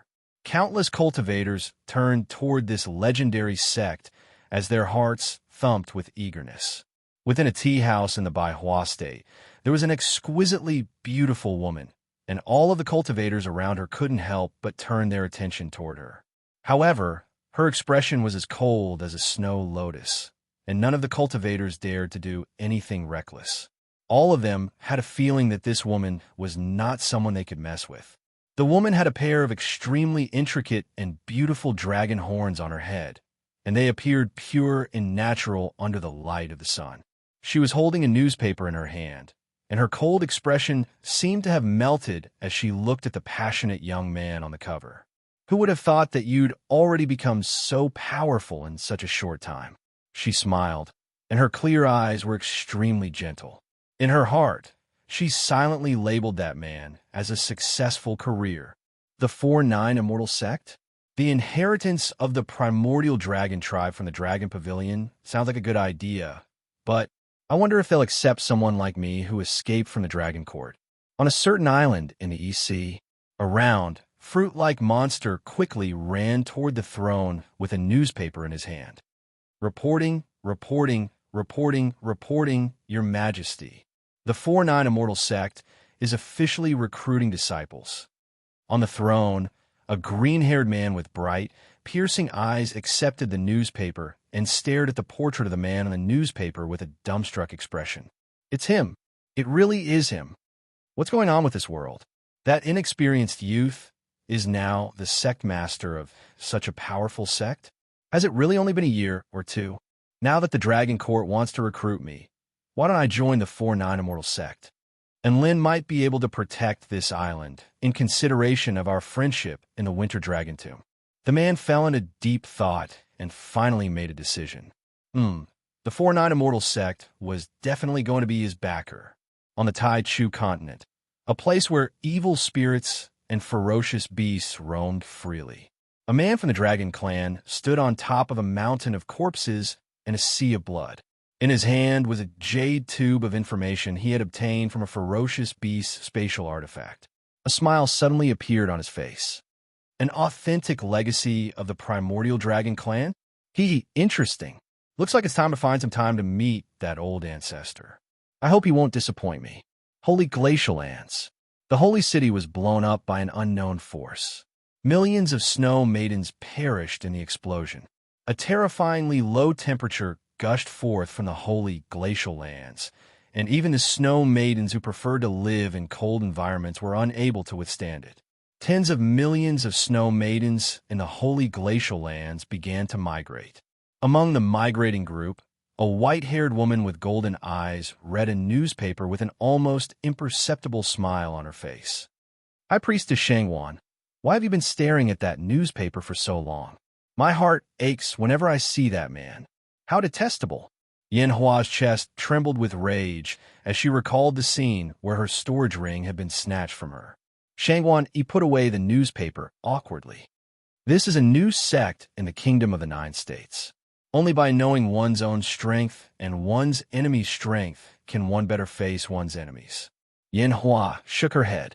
The Great Empress and the High Priestess have a very subtle attitude toward the Kingdom of the Nine States. Forget it. Let's go to the opposite shore realm first. Shangwani took a glance at the Holy Palace leader and felt like she really wasn't a bad person. She didn't dislike this snow maiden after all. In reality, most snow maidens weren't complicated. Many of them participated in battles for a single reason, and that was to survive. However, it was exactly because they wanted to survive that they were able to be more ruthless and decisive when it came to certain things. As a result, they became demonesses in the eyes of many living beings. For example, they were going to the opposite shore realm this time. They were going to seek refuge, but they were also going to expand their territory and slaughter. The holy glacial lands were no longer suitable for them to live in, so they could only go to the neighboring territories. The Kingdom of the Nine States was too powerful, and they would definitely be wiped out if they went there. The eastern region had already become a land of death, so they could only head west to the legendary realm of dead souls to see if they could bully the ghosts at the same time within a paradise filled with the chirping of birds and the fragrance of flowers. A woman enshrouded in divine light, with her features obscured, was humming a tune as she watered a divine flower. This water was immortal jade, dream soul water harvested from the nine heavens. A single cup of this water would allow a mortal to dream for 3,000 years and experience countless fantastical lives. She had once given a cup of immortal jade dream soul water to a mortal who was on the verge of death. That mortal thought that he had died and transmigrated to another world. Then, that mortal experienced a magnificent and moving life in this other world. After experiencing countless trials and tribulations, he successfully became the most powerful being in that other world. He even saved the world and finally ascended to the immortal realm. After ascending, he awoke from his dream. The mortal lay on that familiar, yet strange bed, only to discover that everything was just a dream. The real him was still lying on the bed. What supreme of the continent? What dominating the world? What dominating the world? What dominating the world? It was all fake. So everything was just a *king dream. Trash was still trash. A terminal illness was still a terminal illness. That mortal broke down and cried himself to death. Who could have imagined that a supreme venerable who had forged a supreme Tao in a different world would end up crying to death in the end? The woman, enshrouded in divine light, quietly watered the flower with the immortal jade, dream's soul water. Her voice was like the sounds of nature, making one forget about the mundane world. What is a dream, and what is reality? If that mortal doesn't wake up, or if he ascends, that will be the end. If he never wakes up from the dream, then to that mortal, everything is probably reality. Xiaohei, do you think we're also dreaming a dream that we might wake up from, or we might never wake up from? The woman, enshrouded in divine light, turned to the beautiful woman with the tail of a snake and a head of black hair. The black-haired woman was none other than Black Spirit Snake, who had been infuriated by Enlin. A light smile appeared on her face upon hearing this question. Your Majesty, if this really is a dream, then we have to be the happiest ones in the dream. The woman, enshrouded in divine light, seemed to have been amused by this, and the light around her became even brighter. Xiaohei, I can see a hint of dissatisfaction and confusion in your expression. Black Spirit Snake pursed her lips. I lost my mansion and had my phoenix egg stolen. So be it. I'll just find an opportunity to beat him up in the future. But you actually bestowed him a blessed land. The woman chuckled. Are you very indignant? Are you very wronged? Do you really want to beat someone up? Black Spirit Snake, this world is about to take a turn for the worse, so I naturally have to make many arrangements. And Lin's meteoric rise proves that he is blessed by the heavens, so it's a good thing for us to forge a good relationship with him. Don't keep thinking about those things. Xiaohei wouldn't dare. Black Spirit Snake bowed her head in a respectful manner. However, she didn't think much of this. Good relationship? No matter how good it is, I'll beat him up first. Chapter 768. Within the 4-9 Immortal Sect, Bai Ling, Lu Qinhuan, Xiao Zhe, and Little Lang were all busy choosing disciples. As the sect leader, Enlin roamed around the sect and enjoyed the scenery. Generally speaking, a bad *SS sect leader didn't have to do everything himself. Just like what was written in some movies or novels. Only when something earth-shattering happened would the sect master appear to turn the tide and put on a good show. Other than that, who knew what the sect leader was doing? To outsiders, they could just say that they were cultivating in seclusion. If they were caught having fun outside, they could just say that they were cultivating in the mortal world. No one would think much of it. Instead, they would think that they were becoming more and more mysterious. Enlin and Su Xiaolan held hands as they strolled up the full moon mountain. Enlin stood at the summit of the mountain and looked down at the entire sect. In the distance, there was a vast expanse of lush grasslands. A sense of pride welled up in his heart as he pointed down at the vast expanse of immortal buildings. Xiaolan looked down the mountain. What do you see? Su Xiaolan blinked with uncertainty. This is the territory of the 4-9 Immortal Sect. No, that's the territory I've conquered for you. Enlin chortled with glee. Su Xiaolan pursed her lips in resignation. You're getting more and more mischievous. Don't you like it? A dejected expression appeared on Enlin's face. Su Xiaolan tried to suppress her laughter, but her eyes had already curved into adorable crescent moons. She forced herself to play along with Enlin's act. I don't care how much territory your Majesty has conquered. All I want is for your Majesty to know that there will always be a true heart in this world. Regardless of the wind, frost, rain, or snow, it will always be warm for you. Enlin was dumbstruck. Never would he have thought that Su Xiaolan would be able to answer him so well. Even though she was just teasing him, Enlin could detect the sincerity in her words. He recalled everything that Su Xiaolan had done for him that day when he was on the brink of death. There would always be a sincere heart in this world. Regardless of the wind, frost, rain, or snow, it would always be warm for him. And Lin stared at the woman in front of him in a daze. There were thousands of flirtatious expressions in the world, but how could they compare to this woman's shallow and bright smile at this moment? Are you shocked by my wit? Su Xiaolan looked at Lin's dazed expression and couldn't help but find it funny. Don't talk. Kiss me. And Lin leaned forward. Su Xiaolan's expression faltered. Their lips touched at this moment. This kiss was sweeter than the best bejeweled nectar, better than countless things in the world. After a while, the two of them sat on a huge rock that extended out of the cliff, gazing at the vast and pleasant scenery in the distance. The clear blue sky, the pure white clouds, and the undulating green of the earth were all very monotonous colors, but when they were combined together, it was incomparably pleasant. What a beautiful scenery! Su Xiaolan sighed with emotion. She placed her hands behind her back and looked up at the sky. A light breeze swept up her hair, making her appear even more graceful and elegant. And Lin stared at her for a few seconds before replying with a serious expression. A spring breeze cannot compare to a smile from you. Su Xiaolan glanced at Lin from the corner of her eyes. Are you done yet? Honest people are always so direct. And Lin replied with a serious expression. Su Xiaolan.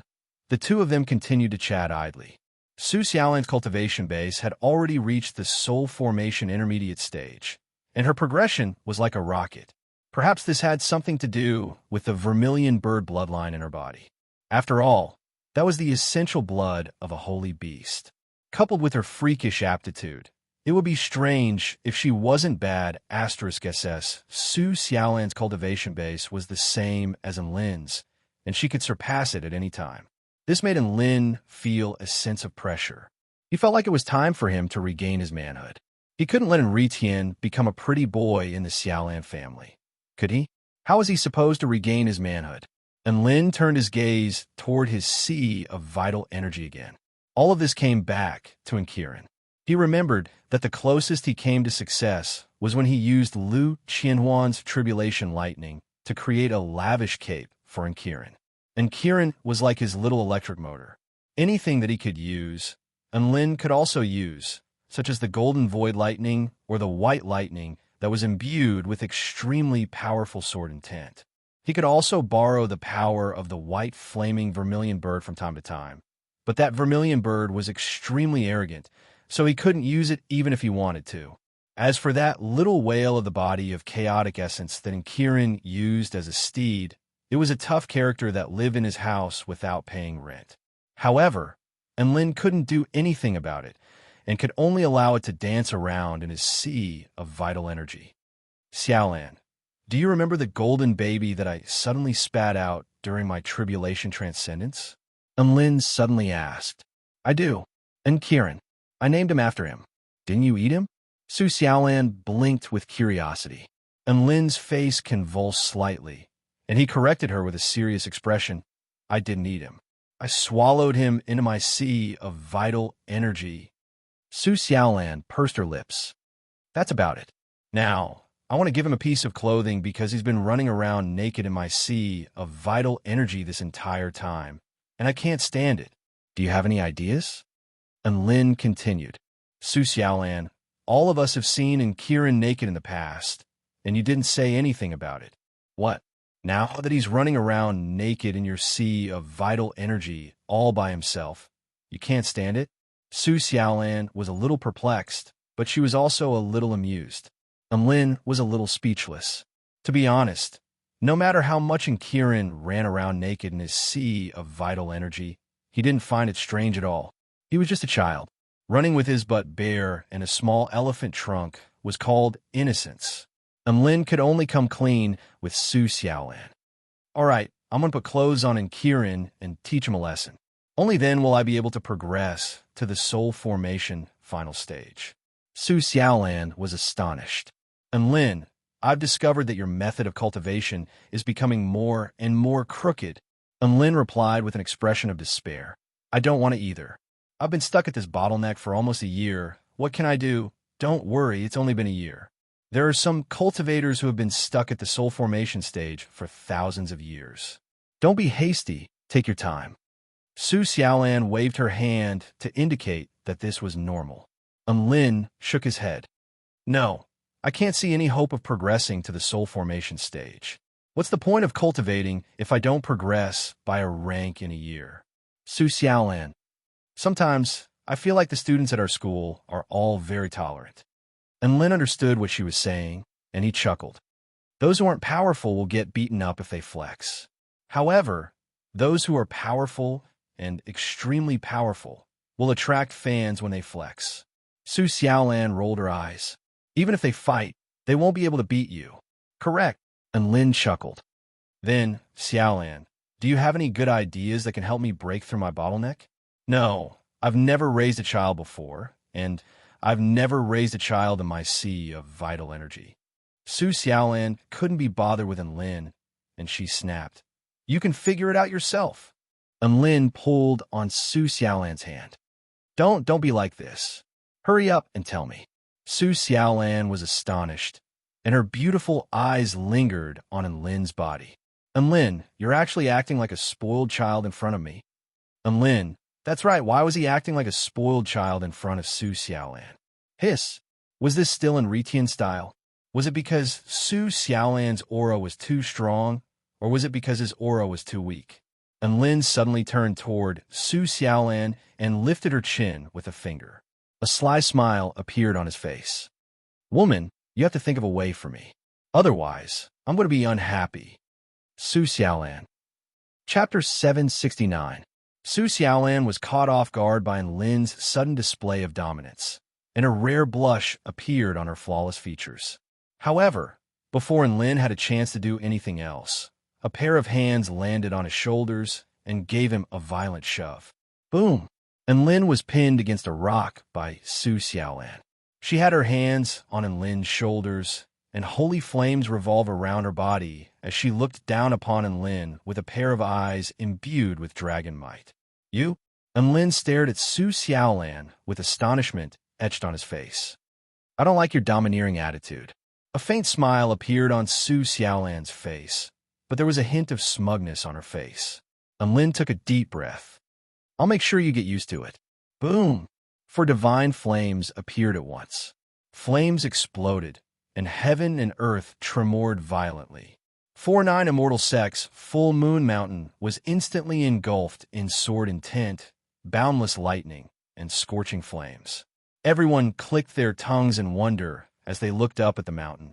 Shui Zhantian was in high spirits. Master and mistress are glued to each other again, and they're making love again. Dabai yawned before stroking Shui Zhantian's ball-like body with a lazy paw. I don't even need to look to know that Big Brother and is going to be rubbed into the ground by Xiaolan in the end. Woof. Why? Shui Zhantian was perplexed. Master is a powerful being. Xiaolan is powerful, but how could she possibly defeat Master?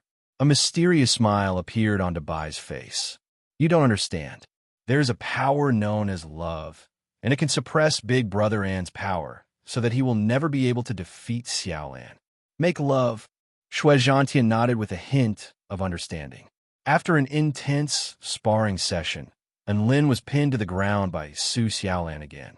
Both of them were panting heavily, clearly having expended a lot of energy during that battle.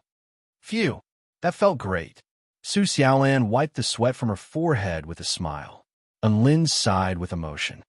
You've progressed to the soul formation intermediate stage, and your power has increased significantly. If things continue like this, I'm afraid you're going to surpass me soon.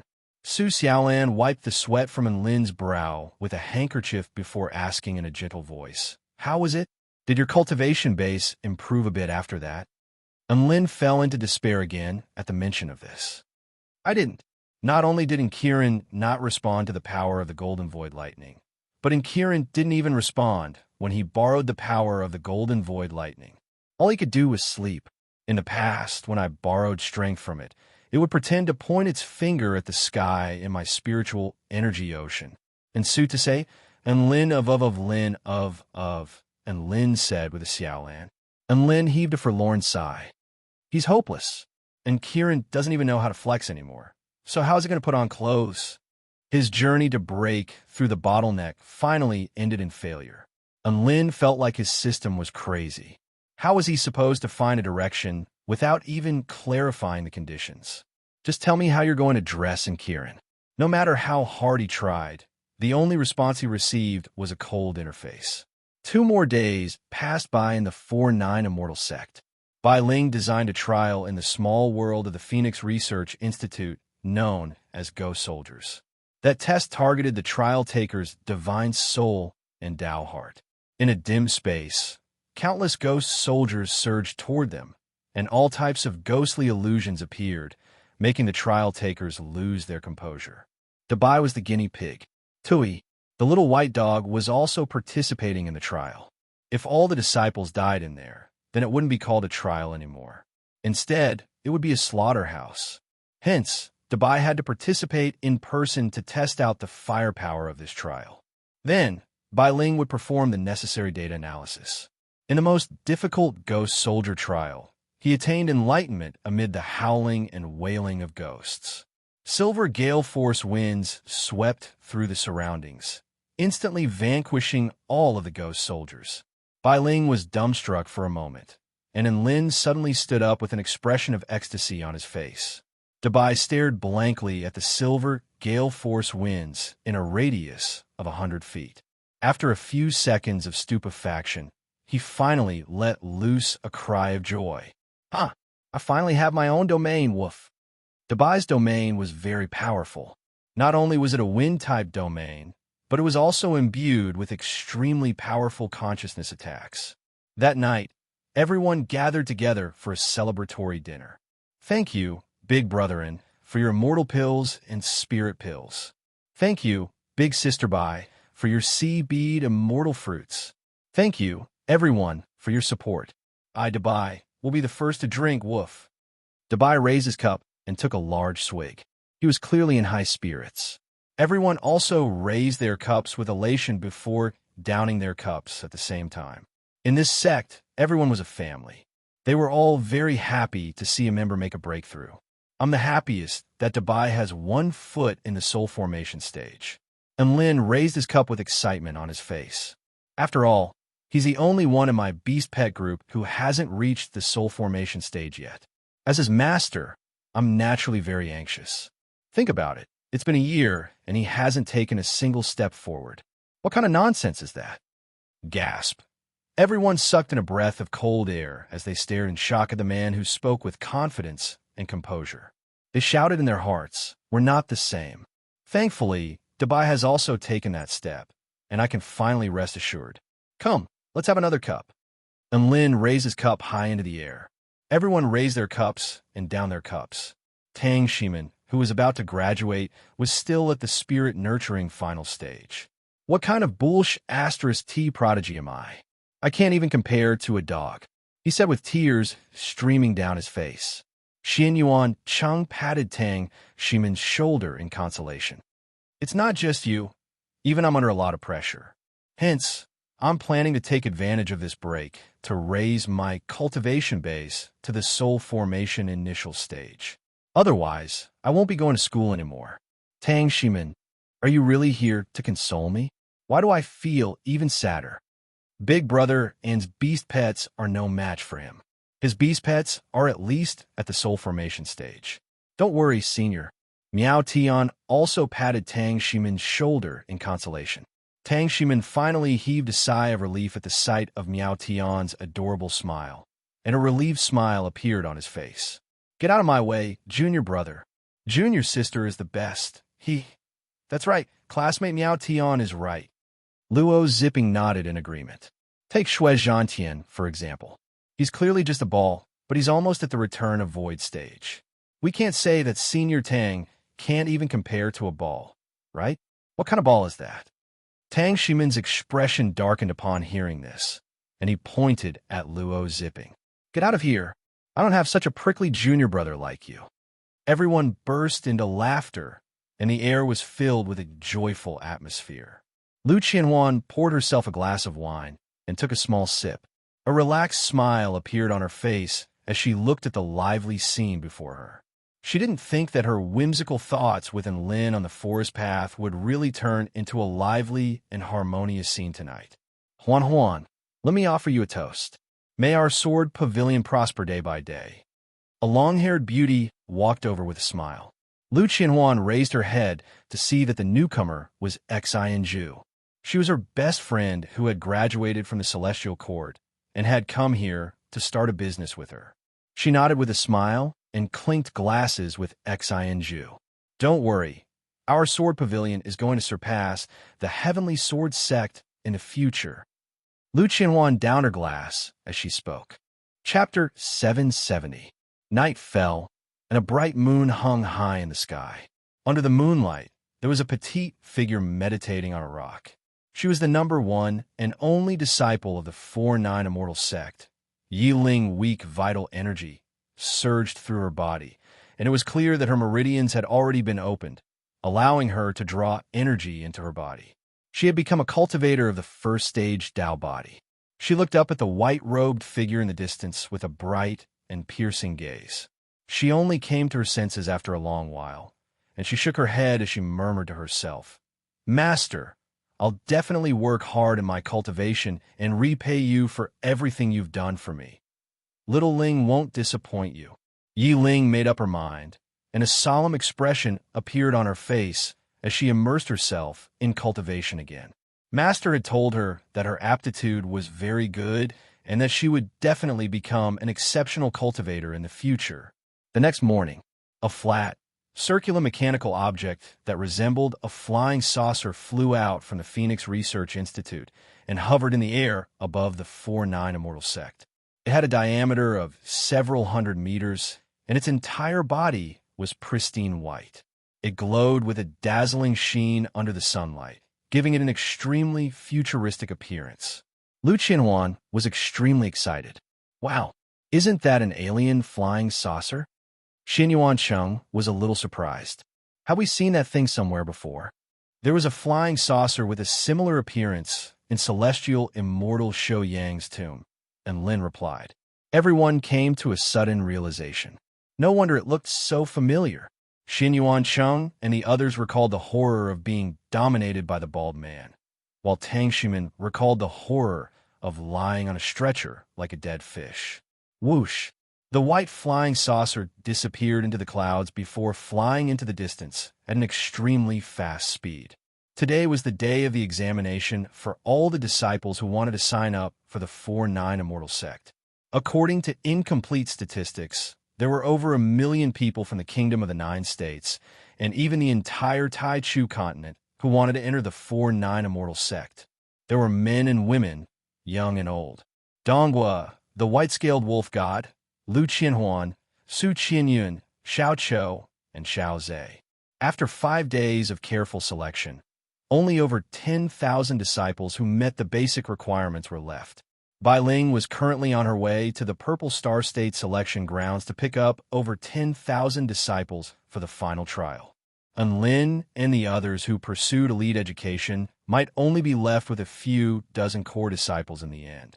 As for the disciples in the outer pavilion who handled all kinds of mundane affairs, it would all depend on their mood. After Xiaozi finished selecting the disciples, he first traveled through space to report the situation. Master, there are a total of 16 disciples of the soul formation stage, 309 of the spirit nurturing stage, 2333 of the 6th-stage Tao body and above, 5201 of the 6th-stage Tao body and below, and 1210 the 5th-stage Tao body who don't have a cultivation base, but have decent aptitude in. Master also saw a woman this time. She's especially exquisite. Are you interested? He inched closer to Enlin and asked in a low voice. As he spoke, he glanced at Su Xiaolan in the distance. Master's wife didn't notice. And Lin chuckled. Who was he? How could he lay his hands on the disciples of his sect?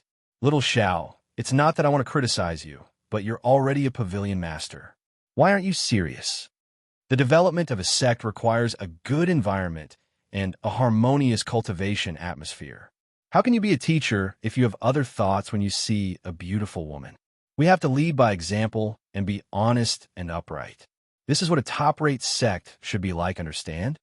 And Lin scolded him without hesitation. Xiaoza lowered his head in shame.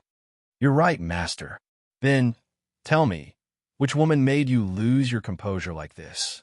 And Lin puffed out his chest and spoke with his head held high. Xiaoza faltered slightly before becoming excited again.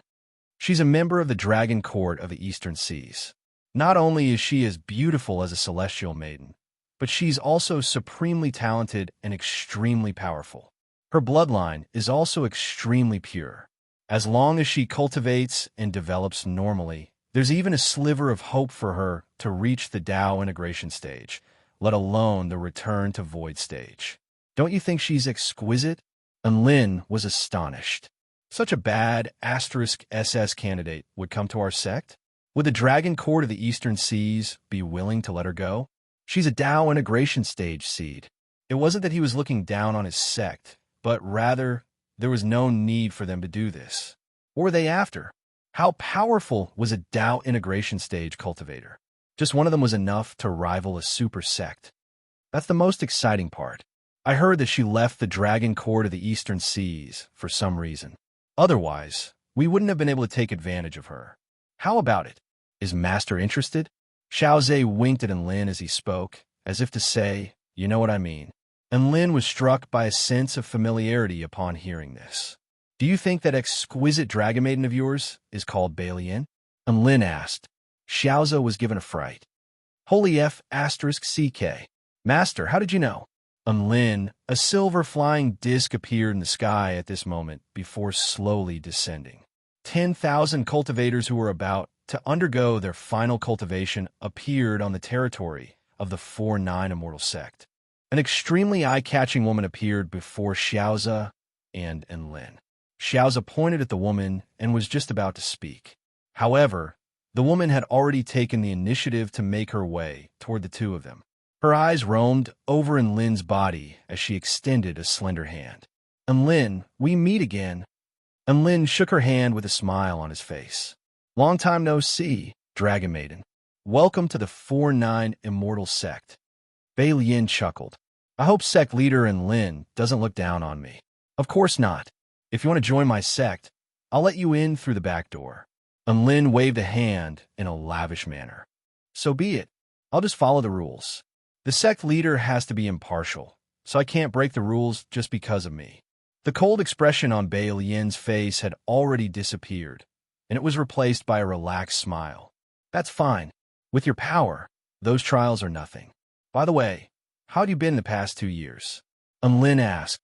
Me. Xiaoza's eyes widened as he looked at Lin, then at Bei Lian. The two of them were chatting merrily, but he couldn't get a word in edgewise. He suddenly felt like an extra. At the same time, Xiaoza was also filled with admiration. As expected of Master, he had finally found a supreme-grade woman, but she turned out to be Master's friend. He had beauties all over the world. His luck with women was truly unparalleled. Xiaoza was extremely envious. He couldn't help but turn his gaze toward Master's wife. Master's wife's eyes were very sharp and filled with killing intent, for some reason. And Lin's body shuddered before a smile appeared on his face. Ms. Bei Lian, let me congratulate you in advance for passing the trial and for joining our big family. This was the end of the conversation. Bei Lian nodded with a smile before returning to the group of trial takers. Xiaoza sighed with emotion upon seeing this, and he began to sympathize with his master. So what if he had beauties all over the world? His wife could kill him with a single glance.